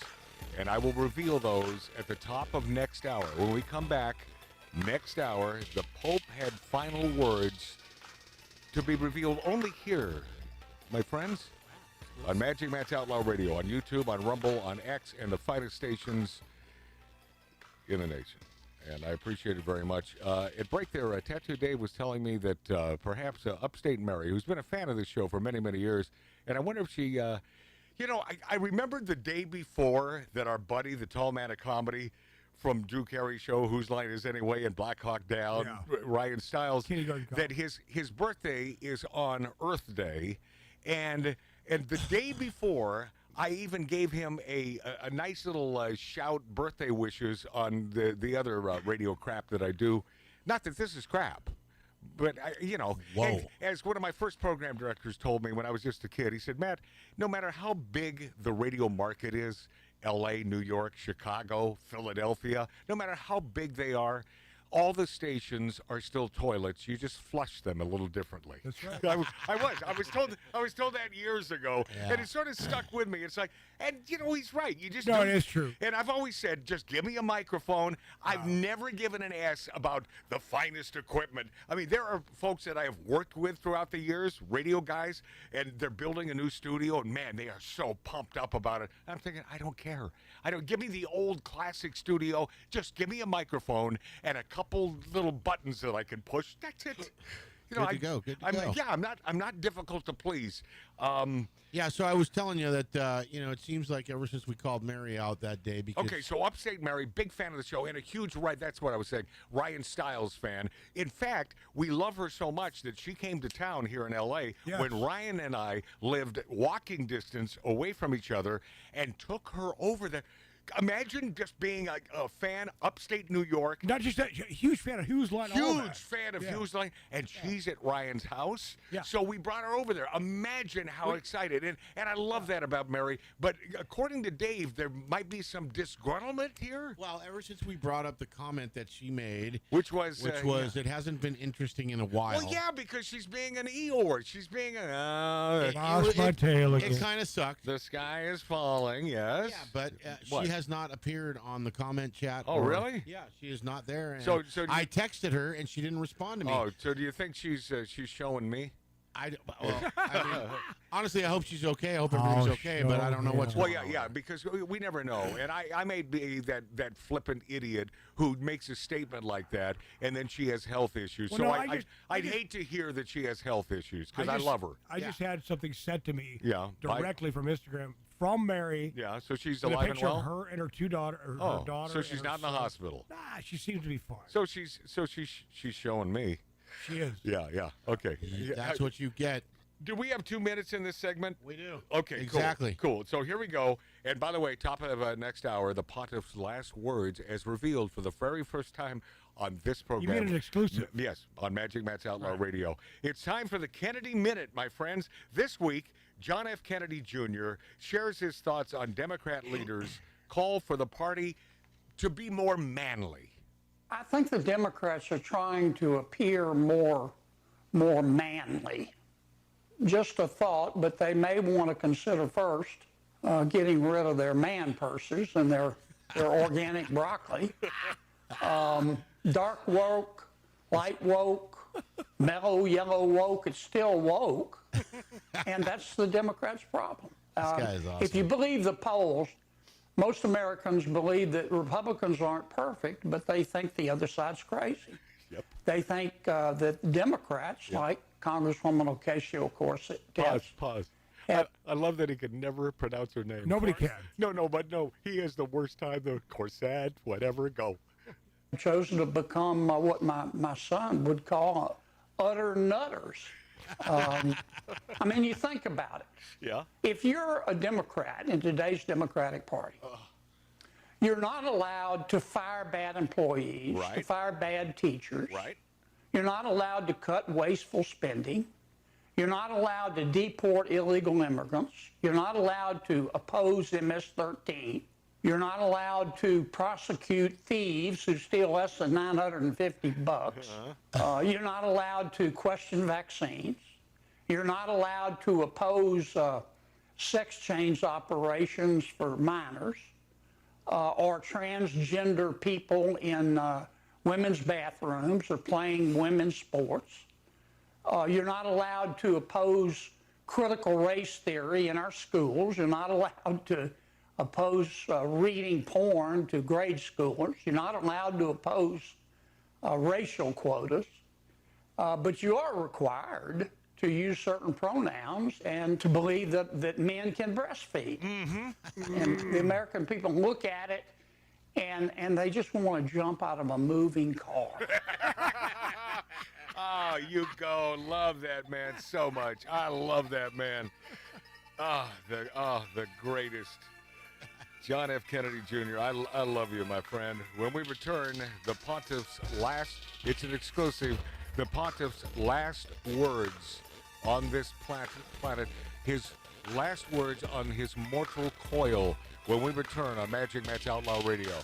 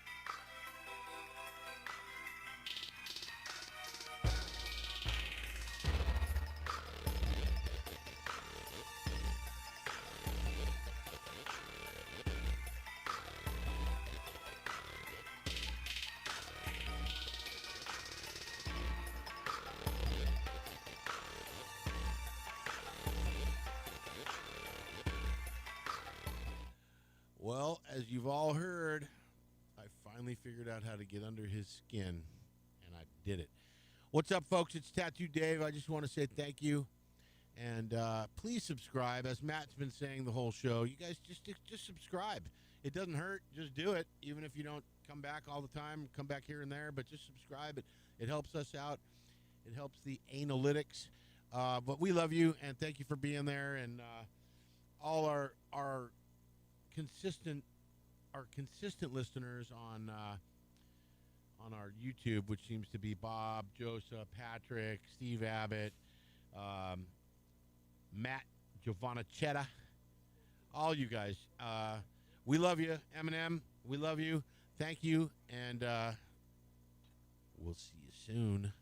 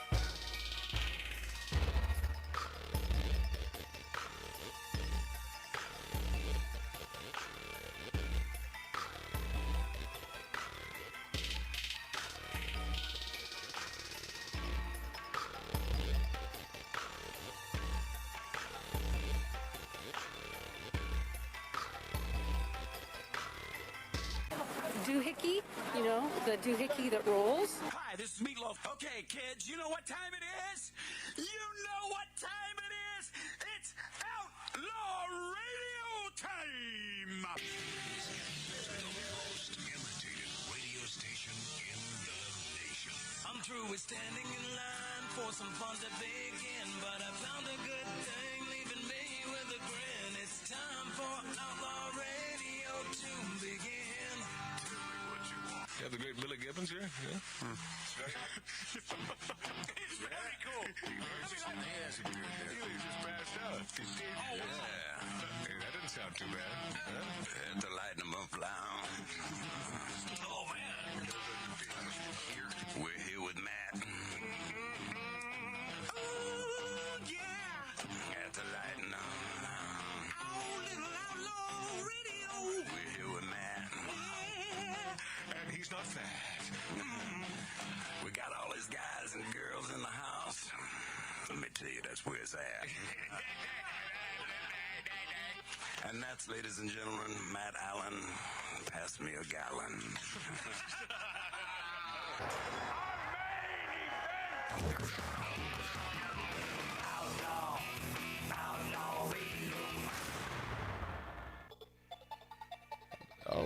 I'll drink to that. Of course, I'll drink to, well, you know. Just about anything.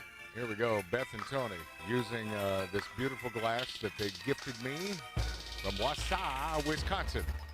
Great little glass. Love you, Beth and Tony. beautiful rocks glass, man. That's an old-fashioned glass.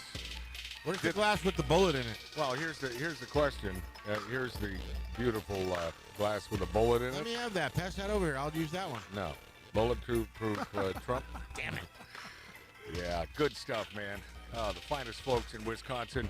It's a shame that they have... become serial killers. Yeah, serial killers there. It's that's a dirty, rotten shame. Matt, who sent us that last little What? cheese thing? Oh, that's our buddy. That's our buddy Steve Abbott, man. Okay, because I opened up the beer cheese and I And? took a couple slices. Yeah, It's incredible. awesome. Yeah. All right, hold on. Can I taste it? Yeah, well, Yeah, it's in the house. All right. Yeah, of course. All right. It's awesome. Yeah. Dave was always, don't leave me out. He Well, sent you it a seems, you know, kickstand. yeah, Don't leave me out. He sent you a kickstand or something. Yeah, kickstand. Well, it doesn't taste very good. Okay. All right. Yeah. It's hard to bite into. It Well- fucking cracked my. Ooh, Oh, there we go. cracked my tooth. Make a little note. Did you make notes earlier when there was... I Bill Maher notes. I Yeah, did. Okay, expletives, yeah. We have to clean things up for our beautiful terrestrial radio stations.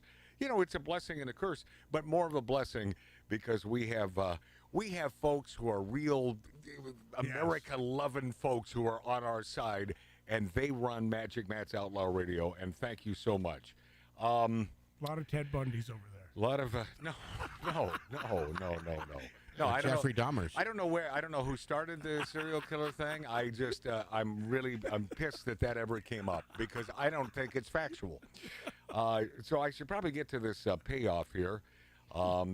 Even though the View hosts and the audience, they went nuts after SNL star Bowen Yang called J.D. Vance a Pope killer, and the audience goes crazy over that. I don't quite understand the sensibility. What was his rationale? It's like they're drugged. Because I'll tell you the rationale, Mark C.G. Boyer, and I know you don't know. That's why you're asking. And turn Mark's mic up just a little bit. I'm sorry I said that. I'm not going to do it. I will not do it. The point. Okay, let's chill out. The point here is J.D. Vance met with the Pope like the day before. And so, hence the reason. So, I don't think he poisoned him. I don't, he's like, right? Am I, do you think I'm right here? I was just hoping that you wouldn't say that. No, I don't think he did. I don't Of course think he he did. didn't. No. Come on. Some time release stuff in his wine? I don't think so. Did you see the Hillbilly Elegy? The movie? Yeah. No. Okay, so you would know for a fact that didn't happen. So I need to see. No, Absolutely, you need to see No, it. he's a God-fearing, beautiful guy. Yeah. Yes. And will be our next president, most Yes. likely. See, I think I mentioned this when Trump was asked a couple months ago or 6 weeks, who is in line for the presidency, and Trump would not answer. He said, "Well, I got a bunch of folks in the state. We got talented people." He didn't say J.D. Vance. So effing smart. And I said it at the time, and now they're starting to talk about it in social media. Yeah, but guess what? He's concentrating on his third term, too. Well, okay. Yeah, if that works to get under the left skin, I love God, it. yes. It ain't going to happen, but the point is he was smart enough not to put the focus on anything but Trump in this term. Right. That's what you do. Can we not think that far ahead right now, though? No, I mean, we're not, but that's the point. Well, you got to think about midterms, but that's the point, and that's what Donald Trump is doing. And in his smarts, he knows not to say, "Well, of course it's J.D. Vance." Any other idiot stick, quote unquote, politician, which Donald Trump is not, would have said that. Well, J.D. Vance, of course. No, he's smart enough. It's like so keep it up in the air. Keep the focus on Trump. And by the way, things are going to start kicking ass. I predict in 3.5 to 4 weeks from now. Okay. It's because there's got to be some hurting when you're overhauling the United States of America and all the corrupt crap that has gone down throughout the years. There is so much disparity between doing the right thing and filling and lining those Congress folks, I take that back. Politicians' effing pockets, because that's what it's about. It's the NIMBY effect, not in my backyard. So Trump comes in stirring up the crap. He has, I would say, as many or at least half the Republicans who hate his guts because he is taking money from them. Yeah. Right. Because they're corrupt a-holes. He's changing their lifestyle, which they're pissed off. Yes, there's corrupt on both sides of the aisle, and Trump... He's saying, "Well, I just want to make him." really does want to make America great again. And be honest. It's as simple as that, man. You got to admit that he has been tamed a little bit because he is listening to somebody. He's not out there belching and yelling and screaming and being absurd like he was. Well, the thing is, he's taken a hit here on the trade deals. He's got to get these things done. He knows. China's the only hump. But yeah, the major hump. China's going to come around. They have to. Yeah, but here's the thing. So he says, well, I've talked to I'm having conversation with China, and so DJ Ping Ping Pang Ping Pang Pong. This man says, we haven't talked. We haven't had one conversation. They're doing that to attempt to make Donald Trump look bad. Of course. Right. And because if lying is to connote what China is all about, that is exactly what they're all about. But the thing is, they are commie bastards, yeah? They are commie bastards. But the thing is, the Chinese government does not exist if the people are unemployed. Of course. Of course. So, and Dave, my superintendent of my job right now. Of course. We were talking about this yesterday. That's the communist way. Exactly. So that's what I'm saying. Yes. So they will have to. They have to do the right thing eventually. And my superintendent of this job I'm at right now, yesterday we had this conversation a little bit, and he said... Is your superintendent Chinese?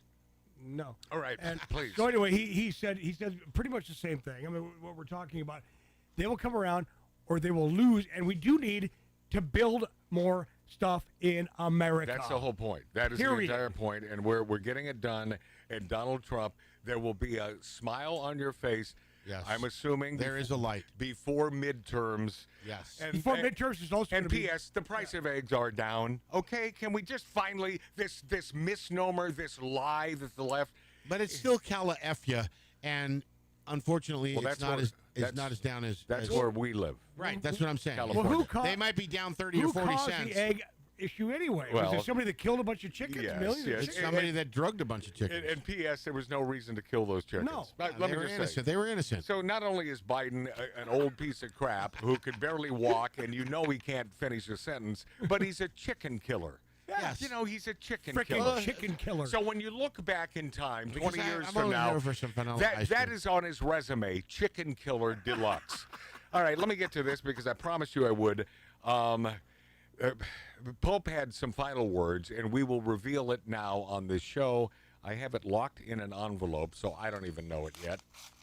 And, I hope this isn't copyrighted Pope music, because that'll ruin everything we've done today. But now it's out there. In fact, stop it now, because maybe it's not enough. So even if it is copywritten, maybe YouTube won't recognize it because it didn't play long enough. What do you mean? It's me playing the organ. I didn't copyright it. Nice job, Dave. Yeah, that's nicely done, man. You're welcome. Yeah. It's actually a pipe organ. Tattoo Dave. Yes, it is. Tattoo Dave. We've had several requests for Tattoo Dave to play his organ on the show, and so finally that's the payoff. Yeah, okay, there you go. Here we go. The Pope's final words revealed. I know this will probably be the last thing I ever do on this show because, and by the way, my Catholic friends, I love you dearly. I love you dearly. This is not me. This was sent me by an informant from the Vatican. This was sent me. So can I confirm that these were? No. But this informant is highly regarded, and we respect his or her authority. Here we go. The Pope's final words revealed. And I quote, Jesus, if you drop that cross again, you're out of the Easter parade. All right. You know what? What? You're I'm not going to hell. No. Oh, you are. No, that's not going to make me go to hell. No, that won't. I'm going to pray for you right now. I really am. No, that won't make me go to hell. I mean, what? There's so many other things. I mean, There's way too many. I feel uncomfortable now. Yeah, and by the way, does it need repeating? No. But we promised it to you. That came into us by a highly regarded informant. And did you know that he's actually? I have no reason not to believe that. Yes, what? He's the first pope since I believe 1903 to insist on being buried outside the Vatican Yes, in a plain grave. Because he was a big woke lefty. Yeah. But God rest his soul. I never. Obviously, I don't want him to die. It's too late. Too late. You're too late. Okay. Natalie Winters. Let's shift gears, please. Natalie Winters shuts down a CNN reporter, White House correspondent, and rising star. Oh, there were so many. Was interviewed by CNN's Donnie O'Sullivan, nice Jewish kid, and things didn't go well for CNN's Donnie O'Sullivan. To the people, and I'm sure you see this online every single day, who say you don't deserve to be here because you're not a real journalist. What's your response to them? Well, I'm pretty sure the group of people in there spent, 4 years covering for someone who was essentially dead, and that's being charitable in my description of him, a president by the name of Joe Biden. So to all those people who are apoplectic over having new media voices, you guys failed, and that's why we're here. Does anyone else think this country needs a CN enema? Right? Does anyone? Is it just me? Liz Warren is defending Biden. Lizzie. Yeah, Massachusetts Senator Liz Warren, a.k.a. Polka Dumbass, appeared on the Talk Easy with Sam Fragoso. Yes, I said Fragoso. While there, Fragoso. Warren was asked about her past defense of President Biden's sharp mind, and Pocahontas had this to say. Do you regret saying that President Biden had Wait, let's a start mental over. It's a acuity? little He had loud. It's a little loud. Just bring it I down. was turning it down. All right, go. Do you regret saying that President Biden had a mental acuity? He had a sharpness to him. You said that up until July of last year. I said what I believe to be true. And you think he was as sharp as you? I said I had not seen decline. She wasn't paying attention. And I hadn't at that point. You did not see any decline Turn up a from little. 2024 Joe Biden to 2021 Joe Biden? Not when I said that. You know, the thing is, look, Yeah. he was sharp.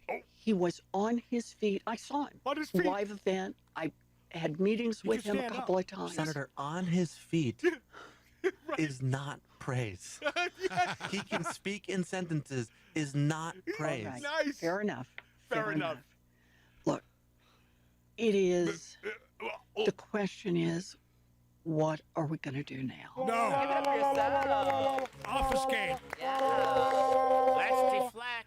Yeah. Oh, it's complete deflection. Just deflection. No. Just. Yeah. What are we gonna do now? Because they'll never man up or own up to the fact that they were lying. They were lying. Who's the And Jean-Pierre? Anyone knows that his mental acuity was down the tubes years ago when he was first made president of these great United States of America. Yeah. He was not ready. Before they rigged it. Oh, wait! It's so ridiculous that these folks can't tell the truth. Give it up for yourself. Yeah. But then you have Clooney there, who I had to be the spokesperson. I saw it for myself. So no, you saw it months in advance of that, and then finally, when the major bumbling by Biden after that friggin' repartee between he and Trump, and then Clooney has nothing else. Clooney, you're one of them. You're one of them stinking liars. He is a POS. He is. He truly is. And looking nasty. Yes. Just looking weird. Good, With the black good. dye job and. Good. F him. Oh God, and he's if I didn't have to talk politics, I think he'd be probably a fun guy to sit at a bar, have a cocktail and a stogie with. I had a cocktail. But Been there, done that. yeah, but aside from that, man, just screw him. Matt, do you think Kamala Harris regrets? What? Well, when she was on The View and she said, "I wouldn't change a thing." Please. That was a. But I don't think she even knows she said it. She's as dumb as a mud fence. So you have a guy that was suffering from lack of mental acuity, and then you've got the dumbest broad on the planet. I mean, what a friggin' hand. Good mix. If you're playing poker and these two pop up as your cards, just never play poker again. It's I'm out. It's over. over. Or you're going to make a lot of money. Yeah. Okay, let's move on to the lovely AOC. And I wrote bleep there on your page because I'm going to have to make a note and bleep this. Pole smoker, I'm sorry. I mean, it's Freudian, man. I'm running out of paper, dude. I mean, pollster Nate Silver said that Representative Alexandria Ocasio-Cortez, or as Kennedy would say, Alexandra Occasional Corners Game Hen, is the Democratic Party's front runner. At least you used a different word than I would have. Yeah, is the Democrat Party's front runner to become the Democratic Party's 2028 nominee for president. But is AOC qualified? And this is a question I'm asking you. And please, on our page there on YouTube, on our query page, what do you call that? Our comment page. Comment. Right. Then please answer this question. Do you think she is ready or built to be president of the USA? Is AOC qualified to be president? Never mind that. Is she mentally stable enough to be president? My friends, and I do mean this from my heart, my friends, you could be anywhere right now, but you've chosen to be with Magic Matt's Outlaw Radio and the Demons of Decadence in this 1876 Virginia City, Nevada style bar. So you be the judge. American people. I am a congresswoman, and I am a fucking bitch. And that is the problem. I will not allow people to disagree with me. I do not care what your views are. I'm rude. I support disrespect and dehumanizing others. And worse, when given the opportunity, I create hatred in our hearts. And I want to be clear that I am dangerous and crazy. Clearly, I am a cunt. And I need to apologize to America. So what I believe is that I don't even belong in Congress. I see that.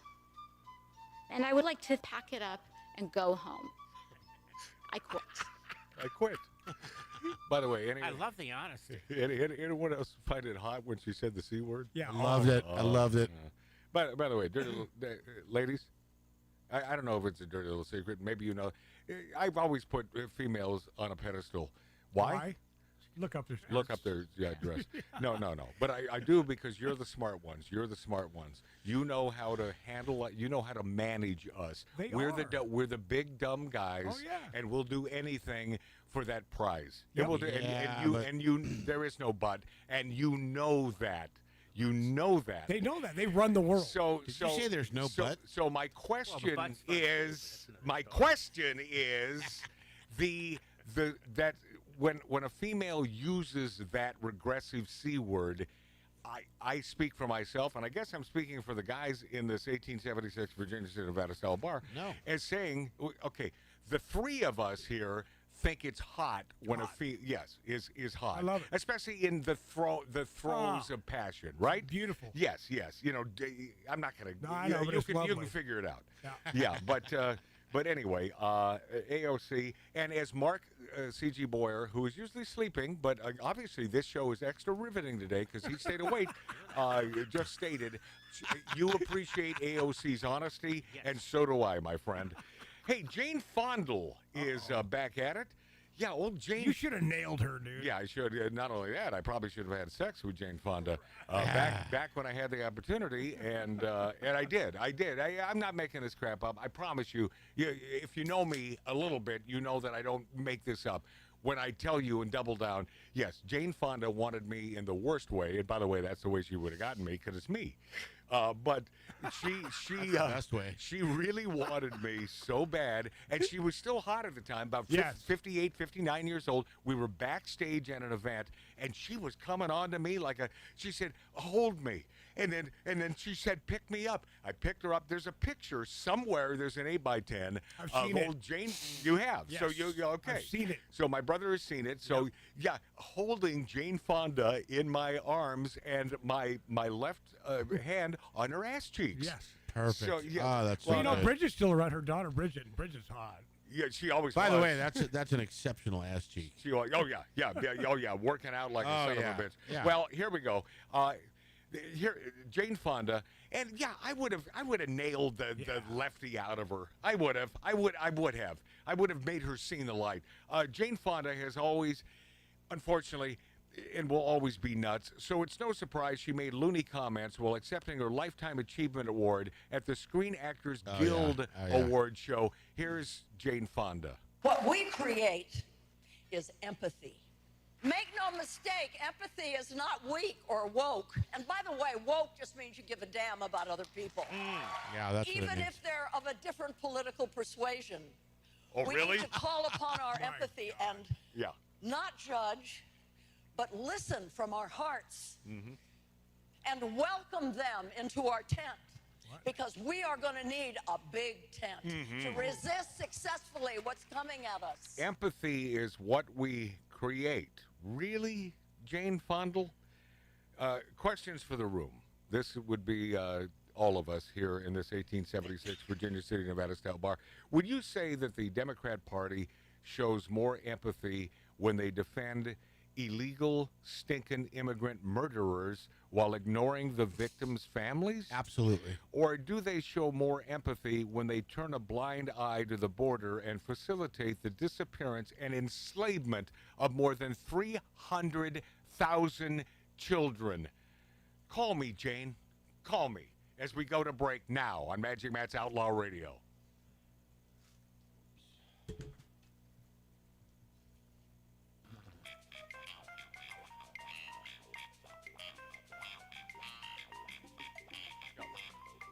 Hey, my friends, when we return, this Dylan Mulvaney is at it again, and I have some special thoughts for this dude when we return on Magic Matt's Outlaw Radio. I sincerely appreciate you being there. Thank you.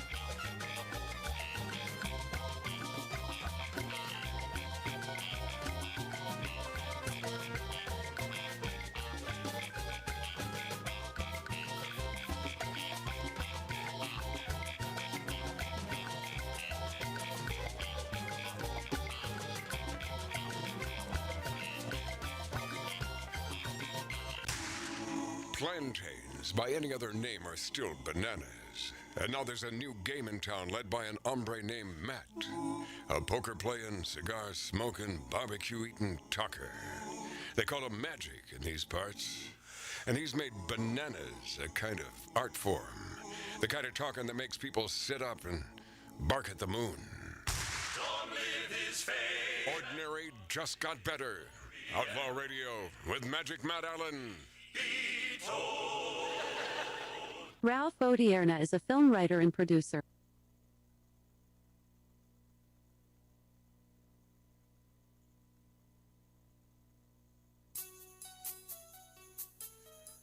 Turn that thing up, man. Can barely hear it. We're going to hear a little of this. This is my brother, my other brother, Michael.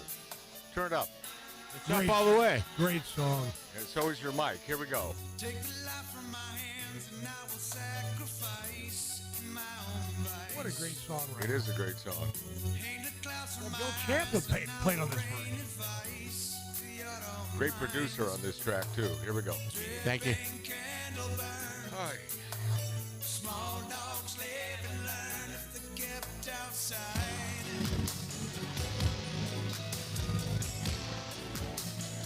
This still could be a hit, right? Oh, yeah, I know. This is movie soundtrack stuff. No. Yeah. 100%. Listen.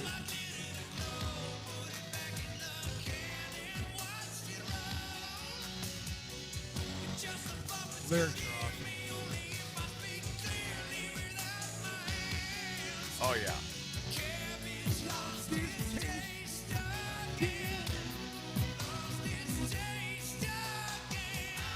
That's Bill Champlin. Backup vocals. Bill Champlin. The famous Bill Champlin. All right. And Bill also did a guitar solo. Yeah. He did sort of a Jeff Lynne-y guitar thing. did. I knew this song was a hit. I played an original track for Bill, who's been a buddy. God bless him, man. I love Bill You Champlin. mean the guy from Chicago? Well, yeah, he was in the group. Whatever happened? We were supposed to do. Is he okay?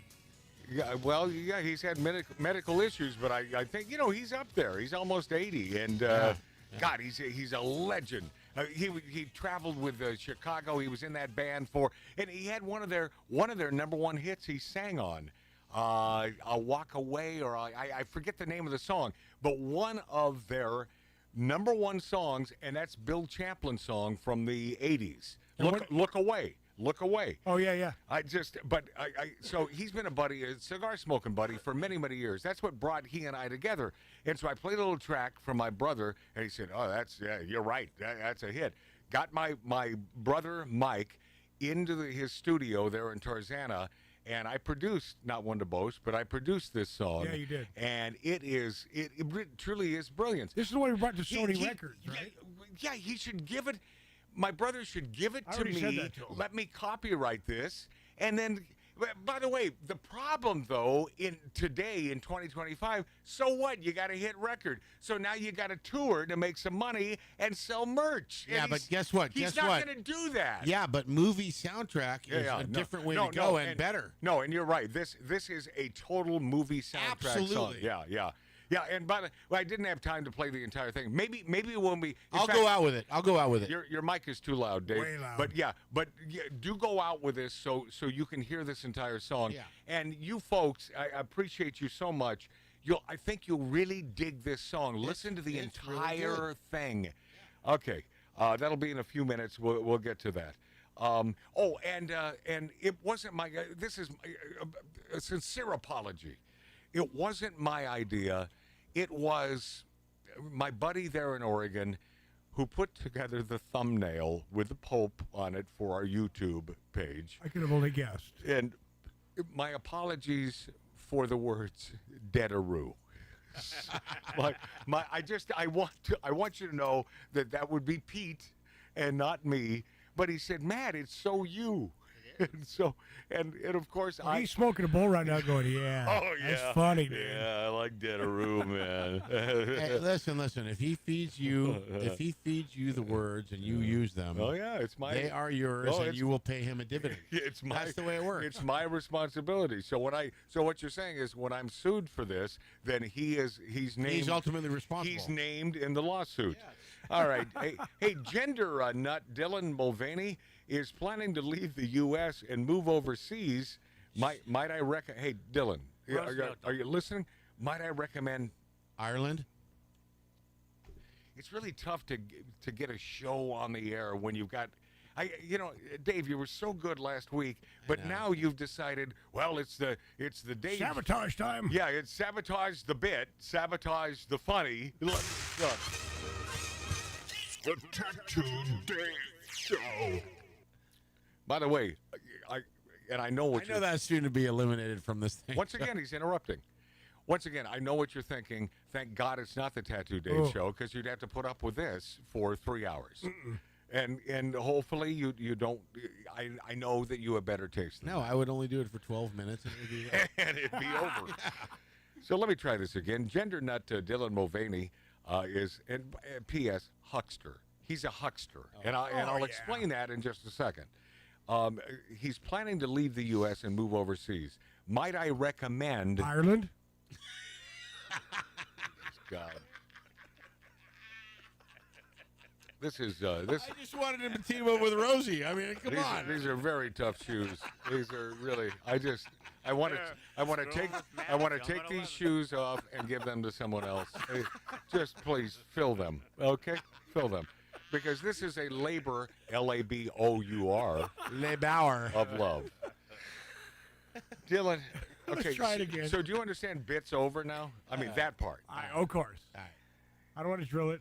Dylan Mulvaney is planning to leave the U.S. and move overseas. Might I recommend? That was your cue, Mark Boyer. No, Mark.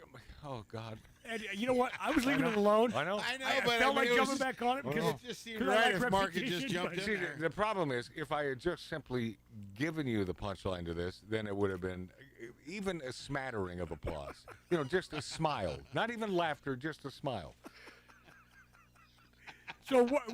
Well, he's threatening to leave the U.S. and move overseas. Dylan, might I recommend Transylvania?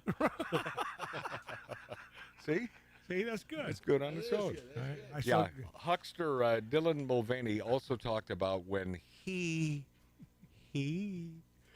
first discovered Slash. Oh my God! What? Well, this was written by my pot-smoking buddy, Pete. And by the way, he's going to jump on my ass because I'm probably getting this wrong. And he'll send me a note saying, you numbnuts. Huckster Dylan Mulvaney also talked about when he first discovered Slash decided, okay, see? It's all about, yes. All this applause is for you, Pete Coburn. Pete in Oregon. Because you could take it either. Yeah, you can like discovered Slash. Yes. Right. And by the way, he writes the way I speak, so I should know this. So you know what he's saying to himself right now? Dumbass. Well, yeah. Oh, yeah. Well, Seymour Cassell actually discovered Slash, so that's true. But we're not talking about Slash. What are you talking about? We're not talking about Slash of Guns and Roses. And P.S., if I may throw in another P.S., God rest your soul, Seymour Cassell, one of our greatest interviewees on this show.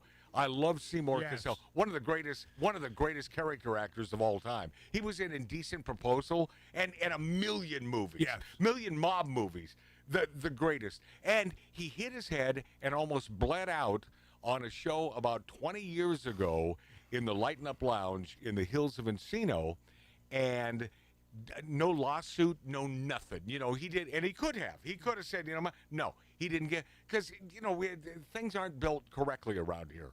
Things are a little things are a little uneven. You can trip on and especially, and Seymour was known to quaff an alcoholic beverage or two.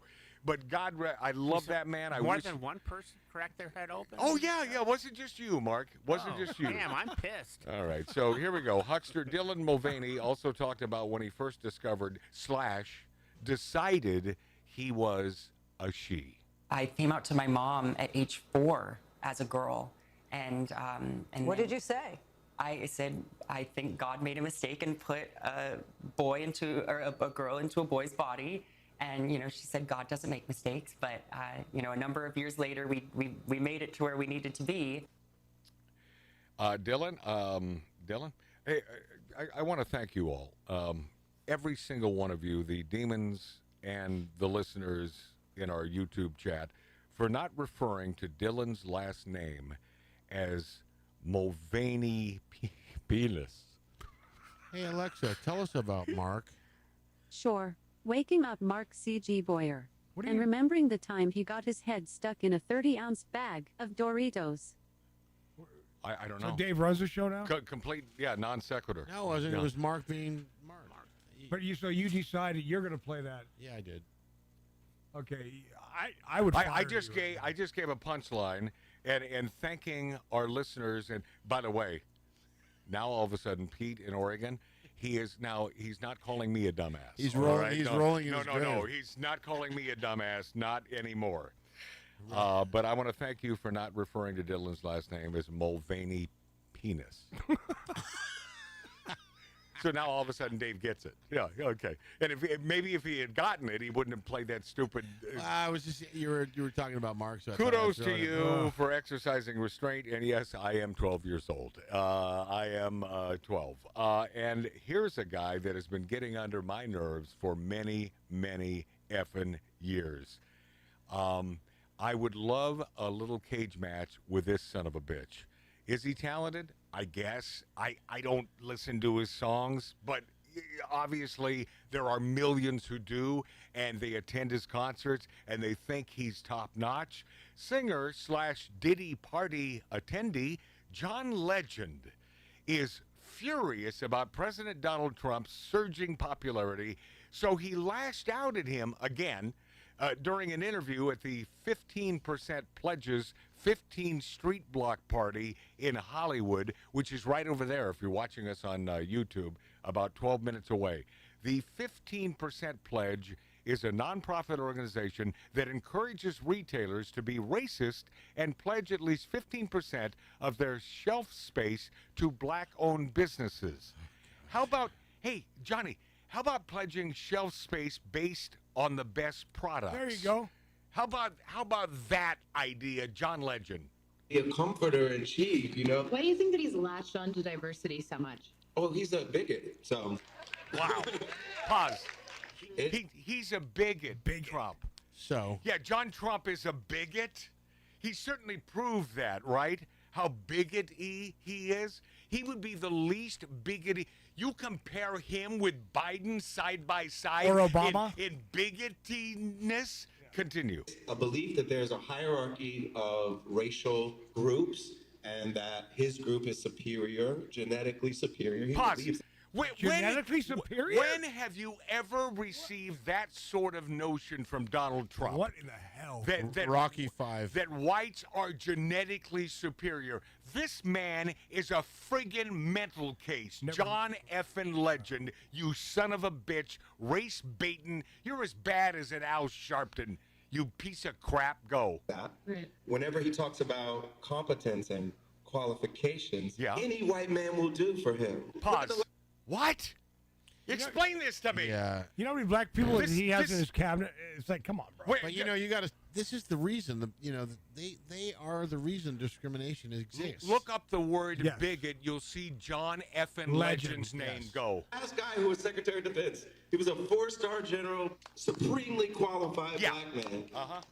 And then see who he puts in after him. That's the level of bigotry that he has. Any white man is better than that. Because he's a black man, that's why he let him go? That's why he fired his ass? Because he's black. How about do your job, a-hole, and then we wouldn't have to let you go. John Legend, and I'm not gonna pick him apart for this, but I've never liked his music either. I don't. You can't be serious there. I am very serious. Some of his songs are excellent. I've never got it. Okay. Well, next maybe or just name one song during the week. I don't know the names. Maybe when we leave today, out there when Billy Dilly has prepared this gorgeous gourmet feast for us, you'll play a song that you think is incredible for me. Okay. And I will tell you the truth if I think it's incredible. And by the way, it's just my opinion, but John Legend doesn't stand out for me musically. And maybe I've heard the wrong songs, but I will tell you that he's a racist piece of crap. That I will say and go on record. We'll be this after back on Magic Matt's Outlaw Radio.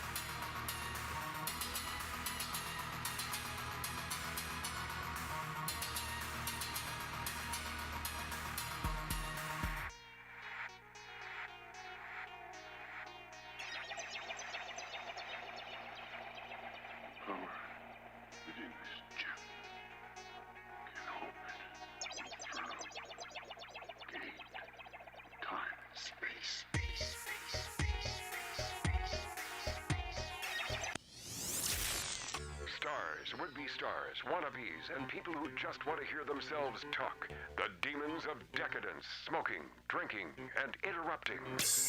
Live Live from an 1876 Virginia City, Nevada-style bar, this is Magic Matt Allen, Outlaw Radio.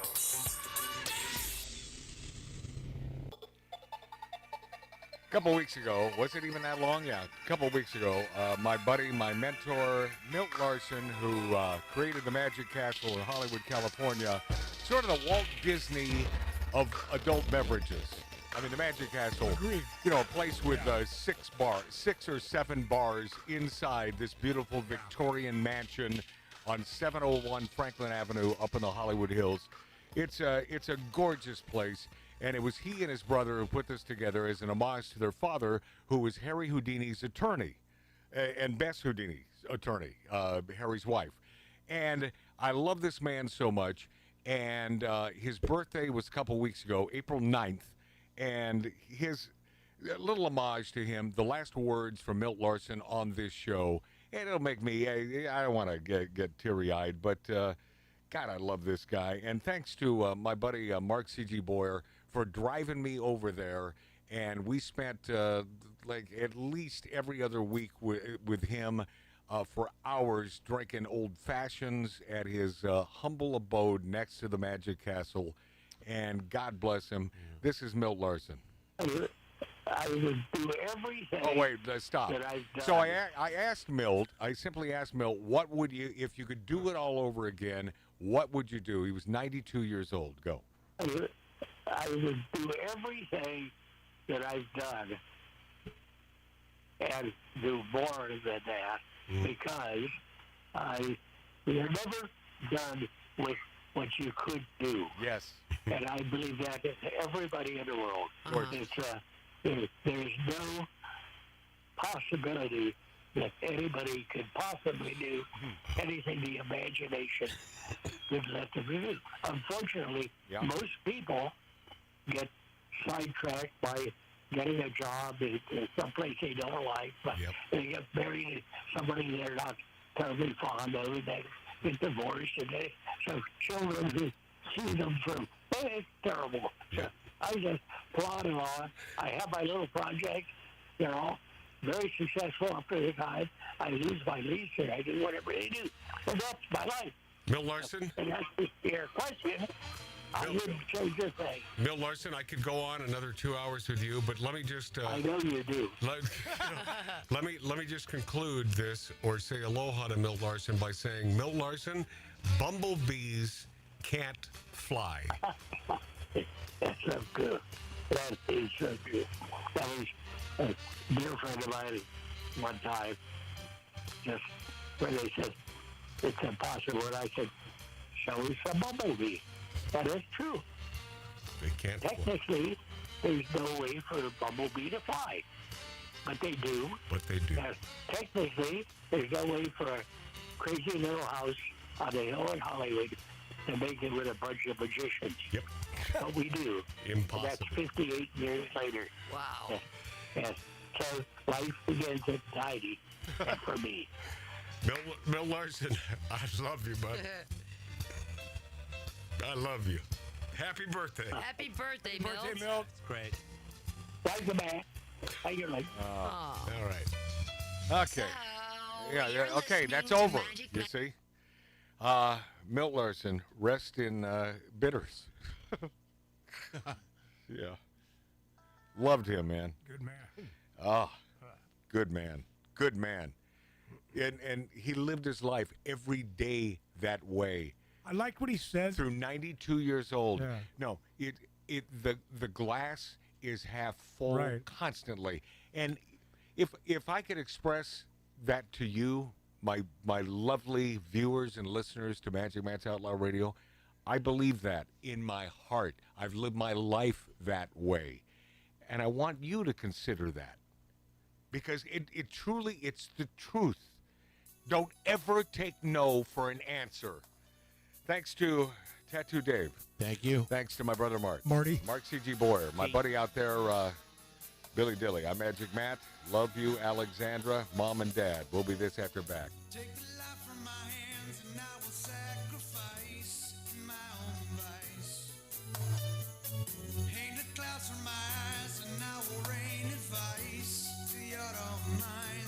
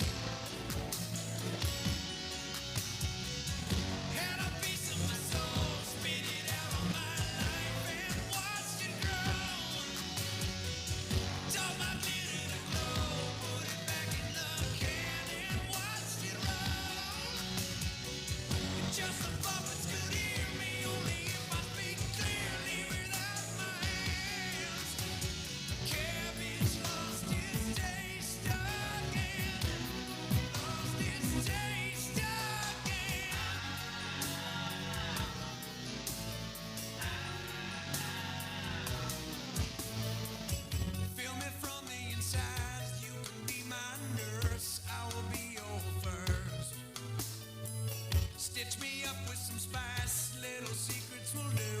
Oregano and you're through. My artichoke heart yearns. Small minds live and learn if the cat's outside. Outside. Had a piece of my soul, spit it out of my life and watched it grow. Taught my minute to glow, put it back in the can and watched it roll. Just the puppets could hear me, only if I speak clearly without my hand. Cabbage lost its taste again, lost its taste again.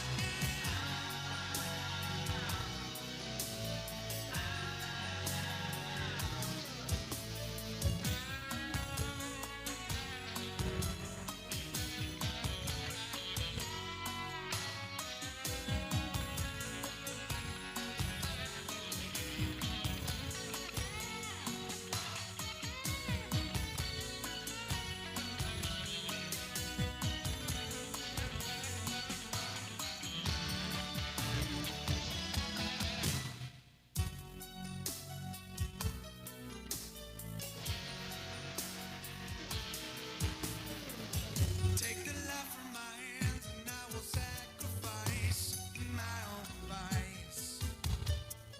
Hang the clouds from my eyes and I will rain advice to your own minds. Dripping candle burn. Small minds live and learn if the kept outside.